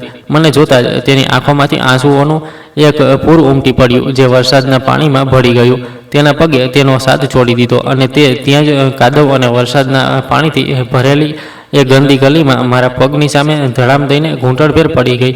તેને પોતાના બંને હાથોથી પોતાનું મોટું પેટ પકડી રાખ્યું હતું. માં, તેનો અવાજ એટલો નબળો અને ધ્રુજતો હતો કે તોફાનના શોરમાં પણ તે મારા કાનમાં કોઈ બોમ્બની જેમ ફાટ્યો. માં, મને માફ કરી દે. તેણે પોતાનું માથું કાદવથી ભરેલા ફર્શ પર ઝુકાવી દીધું. હું પૈસા માંગવા નથી આવી. માં, મને મારા માટે કંઈ નથી જોઈતું. હું બહુ ખરાબ છું. મેં તારી સાથે બહુ ખરાબ કર્યું. રાહુલ જેલ જતો રહ્યો છે. અમારી પાસે કંઈ નથી. મને કોઈ પરવા નથી જો હું આજ વરસાદમાં મરી જાઉં. પરંતુ માં, આ બાળક તારા આ દોહિત્રા કે દોહિત્રીએ કાલથી કંઈ નથી ખાધું. આ મારા પેટમાં તરફડી રહ્યું છે. મને દુખાવો થઈ રહ્યો છે. માં, પ્લીઝ, માત્ર આના માટે મને એક રાત માટે છત આપી દે. નહીંતર આ પણ મારી સાથે મરી જશે. મને બચાવી લે માં. મારી ભૂલની સજા આને ન આપ. તે મારા પગમાં પડેલા કાદવમાં આળોટી રહી હતી અને ડૂસકા ભરીને રડી રહી હતી. એક માં હોવાના નાતે પોતાની 9 મહિનાની ગર્ભવતી દીકરીને આ ભયાનક તોફાનમાં કાદવમાં પોતાના પગમાં આ રીતે કરગરતી જોવી દુનિયાનો સૌથી મોટો અજાબ હતો. મારી છાતી ફાટી રહી હતી. મારી અંદરનો એ પથ્થર જેને મેં બહુ મુશ્કેલીથી બનાવ્યો હતો તે પણ આ દ્રશ્ય જોઈને ધડકવા લાગ્યો હતો. હું તેને ત્યાં જ વરસાદમાં મરવા માટે નહોતી છોડી શકતી. મેં એ દિવસે કસમ ખાધી હતી કે હું તેના માટે મારા ઘરના દરવાજા બંધ કરી દઈશ. પરંતુ આ મારા ઢાબાનો પાછળનો દરવાજો હતો અને એક ભૂખી અને લાચાર ગર્ભવતી સ્ત્રીને જમવાનું અને આશરો આપવો મારી ઇન્સાનિયતની ફરજ હતી. અને સૌથી મોટી વાત, એ બાળક જે તેના ગર્ભમાં હતું તે સંપૂર્ણપણે નિર્દોષ હતું. મેં છત્રી એક તરફ ફેંકી દીધી અને વરસાદમાં બહાર નીકળીને તેના બંને ઠંડા અને કાદવથી ખરડાયેલા હાથોને પકડી લીધા. મેં મારી પૂરી તાકાતથી તેને સહારો આપીને જમીન પરથી ઊભી થા. મેં એક કડક પરંતુ હળવા ધ્રુજતા અવાજમાં કહ્યું, અહીં કાદવમાં તમાશો ન કર, અંદર આવ. મેં તેને ટેકો આપીને ઢાબાના સૂકા અને ગરમ રસોડાની અંદર ખેંચી લીધી અને દરવાજો જોરથી બંધ કરી દીધો. તોફાનનો ઘોંઘાટ હવે રસોડાની બહાર રહી ગયો હતો. મેં તેને લાકડાની એક બેન્ચ પર બેસાડી અને તરત જ એક સાફ ટુવાલ લાવીને તેના માથા પર મૂકી દીધો. તે ભઠ્ઠીની આંચ પાસે બેઠી બેઠી ધ્રુજી રહી હતી. તેની આંખો જમીન પર ખોડાયેલી હતી અને તે સતત રડી રહી હતી. તેણે પોતાની હાર માની લીધી હતી. તેનો એ બધો જૂઠો અહંકાર આ ચોમાસાના વરસાદમાં હંમેશ માટે વહી ચૂક્યો હતો. મેં પાસે રાખેલી એક વાટકીમાં ગરમા ગરમ કઢાઈ પનીર અને કેટલીક તાજી રોટલીઓ રાખી અને તેની સામે ટેબલ પર મૂકી દીધી. ખાવાની એ સુવાળી મહેક આવતા જ સ્નેહાએ રોટલીઓ પર એવી રીતે તરાપ મારી જાણે તેણે અઠવાડિયાઓથી કંઈ ખાધું ન હોય. તે રડતી જઈ રહી હતી અને જમવાનું પોતાના મોઢામાં ઠૂસતી જઈ રહી હતી. હું થોડી દૂર ઊભી તેને ખાતા જોઈ રહી હતી. તે હારી ચૂકી હતી, પરંતુ મને ખબર હતી કે આ હાર પછી જ અસલી જીતનો પાયો નાખવામાં આવશે. મેં તેને છત ચોક્કસ આપી હતી, પરંતુ હું તેને તેની જિંદગી પાછી નહોતી આપવાની. આવતીકાલ સવારથી આ ઢાબાના ફર્શ પર તેની જિંદગીની સૌથી મોટી અને સૌથી આકરી પરીક્ષા શરૂ થવાની હતી. તેણે હવે એક રાજકુમારી નહીં, પરંતુ પરસેવો વહાવનારી એક મજૂર બનીને પોતાની રોટલી કમાવી હતી. આજ મારો અંતિમ નિર્ણય હતો. બીજે દિવસે સવારે જ્યારે ચાંદની ચોકમાં અજાનની ગુંજ અને મંદિરની ઘંટીઓ સાથે સૂરજનું પહેલું કિરણ ઉતર્યું તો મેં ઢાબાનું અડધું પાડેલું શટર સંપૂર્ણપણે ઊંચું કરી દીધું. સ્નેહા રસોડાના એક ખૂણામાં એક જૂની સુતરાઉ સાડીનો પાલવ કમરમાં ખોસીને ઊભી હતી. ગઈકાલ રાતનું તોફાન શાંત થઈ ચૂક્યું હતું અને તેની સાથે જ તેની અંદરનો એ જૂઠો અહંકાર પણ હંમેશ માટે વહી ગયો હતો. મેં એક મોટો પ્લાસ્ટિકનો એપ્રન અને વાસણો ઘસવાનો એક ખરબચડો કૂચો તેના હાથમાં પકડાવી દીધો. મેં તેની સાથે કોઈ મીઠી વાત ન કરી, કોઈ સહાનુભૂતિ ન બતાવી. મેં મારી આંગળીઓથી એ મોટા સિંક તરફ ઇશારો કર્યો જેમાં રાતના એઠા વાસણો, ભારે લોખંડની કડાઈઓ અને પિત્તળના તપેલાઓનો પહાડ લાગેલો હતો. એ વાસણોમાં તેલ, ચિકાસ અને મસાલાઓનું પડ જામી ગયું હતું. આ એક કામ હતું જેની સ્નેહાને સૌથી વધારે ધૃણા આવતી હતી. બાળપણથી જ તે રસોડાના સિંકથી દૂર ભાગતી હતી, પરંતુ આજે તેણે એક પણ શબ્દ કહ્યા વગર, કોઈ પણ ફરિયાદ કર્યા વગર એ એપ્રન પહેરી લીધું. તેણે નળ ખોલ્યો અને એ ઠંડા પાણીના પોતાના એ નાજુક હાથોને નાખી દીધા જે ક્યારેક માત્ર મોંઘા લોશનથી ખરડાયેલા રહેતા હતા. હું ભઠ્ઠી પર ચા મૂકીને દૂરથી તેને જોઈ રહી હતી. શરૂઆતમાં તેના હાથ ધ્રુજી રહ્યા હતા. ભારે કડાઈને ઉઠાવતી વખતે તેની કમર ઝૂકી રહી હતી અને તેના ચહેરા પર પીડાના ભાવ સાફ દેખાઈ રહ્યા હતા. કેટલી વાર તે વાસણ ઘસતા રોકાઈ જતી, પોતાની કમર સીધી કરતી અને પરસેવાથી ભીંજાયેલા પોતાના કપાળને લૂછતી, પરંતુ મેં મારા કોઈ પણ કર્મચારીને તેની મદદ કરવા માટે આગળ ન જવા દીધો. હું જાણતી હતી કે આ માત્ર વાસણ સાફ કરવાની પ્રક્રિયા ન હતી, બલકે આ તેના મન પર જામેલી એ હાઈ સોસાયટીની જૂઠી અને ઘૃણાસ્પદ પરતને ઉજળીને કાઢવાની પ્રક્રિયા હતી. જ્યાં સુધી તેના હાથોમાંથી ફોલ્લા ન પડે, જ્યાં સુધી તેની હથેળીઓમાંથી એ સરસવના તેલ અને હિંગની મહેક ન આવે, ત્યાં સુધી તેને એ પીડા અને એ મહેનતનો અહેસાસ ન થઈ શકે જે મેં તેને એક રાજકુમારીની જેમ ઉછેરવા માટે ઉઠાવી હતી. જેમ જેમ દિવસો અઠવાડિયાઓમાં અને અઠવાડિયાઓ મહિનાઓમાં બદલાતા ગયા, ઢાબાની એ કાળઝાળ ગરમી અને ધુમાડા વચ્ચે સ્નેહા સંપૂર્ણપણે બદલાઈ ગઈ. તેના સફેદ અને નાજુક હાથ હવે ખરબચડા થઈ ચૂક્યા હતા. તેની આંગળીઓ પર ચપ્પુના નાના નાના કાપેલા નિશાન હતા અને હથેળીઓ પર કડાઈના ગરમ હેન્ડલથી દાઝેલા હળવા ડાઘ હતા. પરંતુ આશ્ચર્યની વાત એ હતી કે હવે તે એ હાથોને છુપાવતી ન હતી. જ્યારે તે ગ્રાહકોને જમવાનું પીરસતી તો તેના ચહેરા પર એક સાચી અને સહાનુભૂતિ મુસ્કાન હોતી હતી. તેણે ફરિયાદ કરવાનું બંધ કરી દીધું હતું. તેણે મોંઘા કપડાની માંગ કરવાનું છોડી દીધું હતું. એક રાત્રે જ્યારે અમે બંને ઢાબો બંધ કર્યા પછી ફર્શ પર બેસીને બીજા દિવસે માટે લસણ અને ડુંગળી છોલી રહ્યા હતા તો સ્નેહા અચાનક રોકાઈ ગઈ. તેણે લસણના ફોતરાથી ખરડાયેલા પોતાના હાથોને જોયા અને પછી મારી એ જૂના ફોલાઓથી ભરેલી હથેળીઓને સ્પર્શ કર્યો. તેની આંખોમાંથી બે આંસુ છલકાઈને મારી હથેળીઓ પર પડ્યા. તેણે રડતા રડતા કહ્યું હતું કે તેને હવે સમજાઈ ગયું છે કે એક માના હાથની ખરબચડી ચામડી અસલમાં તેના બાળકો માટે એક સુરક્ષા કવચ હોય છે. તેણે કહ્યું કે તેને પોતાના એ સુંદર હાથો પર શરમ આવે છે જેમણે ક્યારેક મહેનત નથી કરી અને તેને મારી આ કરચલીઓ પર ગર્વ છે. એ રાત્રે આટલા મહિનાઓની કઠોરતા પછી મેં પહેલીવાર મારી દીકરીના કપાળને ચૂમ્યું હતું. મારું એ પ્રાયશ્ચિતનું કડક અનુષ્ઠાન પૂરું થઈ ચૂક્યું હતું. મારી દીકરી પોતાના મૂળ તરફ પાછી ફરી ચૂકી હતી અને પછી એ દિવસ પણ આવી ગયો જેણે અમારા ઘરના એ જૂના અને વેરાન આંગણામાં ફરીથી ખુશીઓના ફૂલ ખીલાવી દીધા. સ્નેહાના ઢાબામાં લોટ બાંધી રહી હતી કે ત્યારે જ તેને પ્રસવ પીડા શરૂ થઈ ગઈ. કોઈ મોંઘી પ્રાઇવેટ હોસ્પિટલ નહીં, કોઈ VIP રૂમ નહીં, અમે તેને પાસેની જ એક સાધારણ સરકારી હોસ્પિટલમાં દાખલ કરાવી. કેટલાક કલાકોની ભારે જહદોજહદ અને પીડા પછી એક બહુ તેજ અને જીવનથી ભરેલ રડવાના અવાજે લેબર રૂમની બહારના સન્નાટાને ચીરી નાખ્યો. ડૉક્ટરે બહાર આવીને મારા હાથોમાં એક નાનકડા જીવને સોંપી દીધો. તે એક છોકરી હતી. તેની આંખો એકદમ કાળી અને મોટી મોટી હતી. મેં જ્યારે મારી એ નાનકડી દોહિત્રીને મારી છાતીએ લગાડી તો મને લાગ્યું જાણે મારા સ્વર્ગસ્થ પતિ રાજીવ પાછા ફરી આવ્યા હોય. મારા બધા દુઃખ, મારો બધો સંઘર્ષ, એ ફાર્મ હાઉસનું અપમાન, એ હોસ્પિટલનું ષડયંત્ર, બધું જ એ એક પળમાં વરાળ બનીને ઉડી ગયું. સ્નેહાએ હોસ્પિટલના પલંગ પરથી મને જોઈ. તેની આંખોમાં મમતાના આંસુ હતા. અમે સર્વસંમતિથી એ બાળકીનું નામ શક્તિ રાખ્યું, કારણ કે તે એ ભયંકર તોફાન અને દગા અને તૂટતા પરિવારની વચ્ચેથી એક અજય શક્તિની જેમ પેદા થઈ હતી. તેને એ યાદ અપાવવાનું હતું કે એક સ્ત્રી ક્યારે નબળી નથી હોતી. શક્તિના જન્મના થોડા મહિનાઓ પછી મેં મારા એ જ બાપ દાદાના ઘરના આંગણામાં તેના નામકરણનો એક નાનકડો પરંતુ અત્યંત સુંદર સમારોહ રાખ્યો.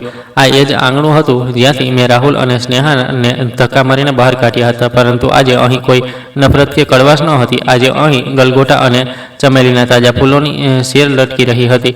કોઈ ડીજે ન હતો, બલકે મહોલ્લાની સ્ત્રીઓ ઢોલકના તાલે પારંપરિક લોકગીત ગાઈ રહી હતી. કોઈ વીઆઈપી મહેમાન કે જૂઠા સૂટ બૂટવાળા રઈસ ન હતા. અહીં એ જ શર્માજી હતા જેમણે મારી મદદ કરી હતી. વકીલ વર્માજી હતા જેમણે મારા વજૂદને બચાવ્યું હતું. ઢાબાના વાસણ ઘસવાવાળા કર્મચારી હતા અને એ શાકભાજીવાળા હતા જેમની સાથે હું રોજ રકઝક કરતી હતી. આ એ લોકો હતા જે મારા સુખ દુઃખના અસલી સાથી હતા. અમે પિત્તળના મોટા મોટા વાસણોમાં અમારી એ જ પારંપરિક શૈલીમાં જમવાનું બનાવડાવ્યું હતું. હવામાં શુદ્ધ દેશી ઘી, બેસનના લાડુ અને કસૂરી મેથીની એ સુંવાળી મહેક તરી રહી હતી, જે કોઈ પણ 5 સ્ટાર હોટલના મોંઘા પરફ્યુમથી લાખ ગણી બહેતર હતી. સમારોહની વચ્ચે જ્યારે બધા લોકો જમી રહ્યા હતા, સ્નેહા પોતાની નાનકડી શક્તિને ખોળામાં લઈને આંગણાની વચ્ચે ઊભી હતી. તેણે એક ખૂબ જ સાધારણ સુતરાઉ સાડી પહેરેલી હતી. માથા પર પાલવ રાખેલો હતો. તેણે ભીડ તરફ જોયું, પરંતુ તેની નજરો સીધી મારા પર આવીને અટકી ગઈ. આખું આંગણું શાંત થઈ ગયું. સ્નેહાના અવાજમાં એક વિચિત્ર પરિપક્વતા અને ઠહેરાવ હતો. તેણે બધાની સામે કોઈ પણ જાતની શરમ રાખ્યા વિના કહ્યું કે તે એક સમયે પોતાની માના એ હાથોથી ધૃણા કરતી હતી જે તેને જમવાનું ખવડાવતા હતા. તેણે કહ્યું કે તેને દેખાડા અને પૈસાની ચકાચોંધમાં આંધળી થઈને એક દગાબાજને પોતાના ખુદા માની લીધો હતો અને પોતાને જન્મ આપનારી માને રસ્તા પર છોડી દીધી હતી. પરંતુ જ્યારે એ દેખાડાની દુનિયાએ તેને કીડાની જેમ કચડીને ફેંકી દીધી, ત્યારે એ જ માએ તેને કાદવમાંથી ઉઠાવીને પોતાની છાતીએ લગાડી. સ્નેહાએ રડતા રડતા મારા પગે લાગી અને આખા સમાજની સામે કહ્યું કે મારી માએ મને માત્ર જન્મ નથી આપ્યો, પરંતુ મને ઇન્સાનિયત, મહેનત અને સ્વાભિમાનનો અસલી મતલબ શીખવાડીને મારો પુનર્જન્મ કર્યો છે. એ સમયે આંગણામાં હાજર દરેક ઇન્સાનની આંખો ભીની હતી. મેં આગળ વધીને મારી દીકરી અને મારી દોહિત્રીની એક સાથે ગળે લગાડી લીધી. મારો પરિવાર, જે એક લાલચી તોફાનમાં વિખરાઈ ગયો હતો, આજે ફરીથી એક થઈ ગયો હતો. પરંતુ આ વખતે તેનો પાયો કોઈ દેખાડા પર નહીં, પરંતુ સચ્ચાઈ, મહેનત અને બેઇંતહા સન્માન પર ટકેલો હતો. આ આખી ભયાનક અને દર્દનાક સફરે મને માત્ર એક મામાંથી એક યોદ્ધા નથી બનાવી, પરંતુ મને જિંદગીના કેટલાક એવા કડવા પરંતુ અત્યંત જરૂરી પાઠ ભણાવ્યા છે, જે હું આજે તમારા બધાની સામે વહેંચવા માગું છું. હું મારા જેવી દરેક ઉંમરલાયક માં અને દરેક પિતાને જે પોતાના બાળકો માટે પોતાની આખી જિંદગી ન્યોછાવર કરી દે છે, બસ એટલું જ કહેવા માંગીશ કે પ્રેમ અને અંધભક્તિમાં બહુ મોટો ફરક હોય છે. મારો પહેલો પાઠ એ જ છે કે પોતાના જીવતે જીવ પોતાની આખી જિંદગીની લોહી પરસેવાની કમાણી, પોતાનું ઘર અને પોતાની મિલકત ક્યારેય પણ સંપૂર્ણપણે પોતાના બાળકોના નામે ન કરી દો. તેમને ઉડવા માટે આસમાન ચોક્કસ આપો, પરંતુ પોતાના પગ નીચેથી જમીન ક્યારેય ખસવા ન દો. ઘડપણમાં તમારી આર્થિક સ્વતંત્રતા જ તમારું સૌથી મોટું આત્મસન્માન છે. બીજી વાત જે મેં શીખી છે તે એ છે કે પોતાના બેંક ખાતાઓ, પોતાની કાનૂની દસ્તાવેજો અને પોતાની ડિજિટલ જાણકારી જેવી કે ઓટીપી અને પાસવર્ડને પોતાના સુધી સીમિત રાખો. ભલે સામે તમારું પોતાનું સગું સંતાન જ કેમ ન હોય. પૈસાની બાબતમાં એક સ્વસ્થ સીમારેખા દોરવી બહુ જરૂરી છે. આ સીમારેખા અવિશ્વાસ નહીં, પરંતુ સુરક્ષાનું પ્રતીક છે. ત્રીજો અને સૌથી મહત્વપૂર્ણ પાઠ મેં એ શીખ્યો છે કે એક માનો પ્રેમ શરત વગરનો હોવો જોઈએ, પરંતુ એનો મતલબ એ બિલકુલ નથી કે તમે બાળકોની દરેક ખોટી માંગ અને આર્થિક મનમાનીઓ સામે આંધળા થઈને ઘૂંટણ ટેકવી દો. જ્યારે અમે બાળકોને મહેનત કર્યા વગર બધું જ થાળીમાં પીરસીને આપી દઈએ છીએ, તો અમે અજાણતામાં તેમને અપંગ અને લાલચી બનાવી રહ્યા હોઈએ છીએ. બાળકોને મહેનતના પરસેવાની મહેક અને એક એક રૂપિયાની કિંમત સમજાવવી જ અસલી પરવરિશ છે. અને છેલ્લી વાત, ભલે કોઈ સંબંધ કેટલો પણ નજીકનો કેમ ન હોય, ભલે તે તમારી પોતાની દીકરી હોય કે દીકરો, જો એ સંબંધની કિંમત તમારું પોતાનું સ્વાભિમાન અને તમારી પોતાની ગરિમા છે તો એ સંબંધને તોડી નાખવો જ બહેતર છે. જે લોહી તમને પીડા અને અપમાન આપે તેને સમયસર શરીરથી અલગ કરી દેવું જોઈએ, જેથી બાકીનું શરીર સ્વસ્થ રહી શકે. ગરિમા વગર જીવાયેલું જીવન મોત કરતાં પણ બદતર હોય છે. આજે જ્યારે હું મારા ઢાબાનું શટર સાંજના સમયે જાતે પોતાના હાથોથી બંધ કરું છું તો મને કોઈ ચીજનો ડર નથી રહેતો. મારા ઘરના એ જ આંગણામાં એ જ જૂની ખાટલી પર બેસું છું. મારા એક હાથમાં આદુવાળી ચાનો એક ગરમ કુલ્લડ હોય છે અને મારી નજરોની સામે મારી નાનકડી શક્તિ પોતાના ઘૂંટણભેર આખા આંગણામાં રમી રહી હોય છે. સ્નેહા રસોડામાં રાતના જમવાની તૈયારી કરી રહી હોય છે અને તેના હાથોમાંથી આવતી એ તાજા ધાણા અને હળદરની મહેક હવામાં પડી જાય છે. મારા ઘરની બહાર હવે કોઈ પ્રાઇવેટ ગાર્ડની જરૂર નથી, કારણ કે હવે આ ઘરની દિવાલો ઈંટ અને પથ્થરથી નહીં પરંતુ એક માના અદમ્ય સાહસ અને એક દીકરીના સાચા પશ્ચાતાપથી બનેલી છે. સૂરજ આથમી રહ્યો હોય છે, દિલ્હીના આસમાનમાં એક સોનેરી રંગ છવાઈ જાય છે અને મારી અંદર એક એવી અસીમ ઊંડી અને પવિત્ર શાંતિ ઉતરી આવે છે જેને કોઈ કરોડપતિ પોતાના બધા પૈસા આપીને પણ ખરીદી નથી શકતો. મારી જંગ પૂરી થઈ ચૂકી છે અને મેં મારું બધું જ હારીને પણ મારી આખી દુનિયા જીતી લીધી છે. જો એક માના આ સંઘર્ષ, તેના સ્વાભિમાનની આ લડાઈ અને ધૂળમાંથી ઉઠીને પાછું એક સામ્રાજ્ય ઊભું કરવાની આ વાર્તાને તમારા દિલના કોઈ પણ ખૂણેને સ્પર્શ કર્યો છે તો કૃપા કરીને આ વિડીયોને લાઇક કરો અને અમારી ચેનલને સબસ્ક્રાઈબ જરૂર કરો. હું તમને એક સવાલ પૂછવા માંગુ છું, શું તમારે પણ ક્યારેય પોતાના કોઈ બહુ નજીકના ઇન્સાનને બચાવવા માટે અથવા તેમને સાચો રસ્તો બતાવવા માટે પોતાના દિલ પર પથ્થરો રાખીને તેમની સાથે કઠોરતાથી વર્તવું પડ્યું છે? શું તમને લાગે છે કે ક્યારેક કડવી દવા જ સૌથી સારો ઈલાજ હોય છે? પોતાની વાર્તા, પોતાના અનુભવ નીચે કોમેન્ટ બોક્સમાં જરૂર શેર કરો. મને એ પણ જણાવો કે તમે આ વાર્તા કયા શહેરમાંથી અથવા કયા દેશમાંથી જોઈ રહ્યા છો. હું તમારી દરેક કોમેન્ટ વાંચીશ. તમારી પોતાની મીના તરફથી તમને બહુ બધો પ્રેમ અને ઢગલાબંધ દુઆઓ. પોતાની ગરિમાને ક્યારેય ઓછી ન થવા દો. તમારી સાથે ફરી મુલાકાત થશે એક બીજી સાચી અને દિલને સ્પર્શી જાય તેવી વાર્તા સાથે. ધન્યવાદ.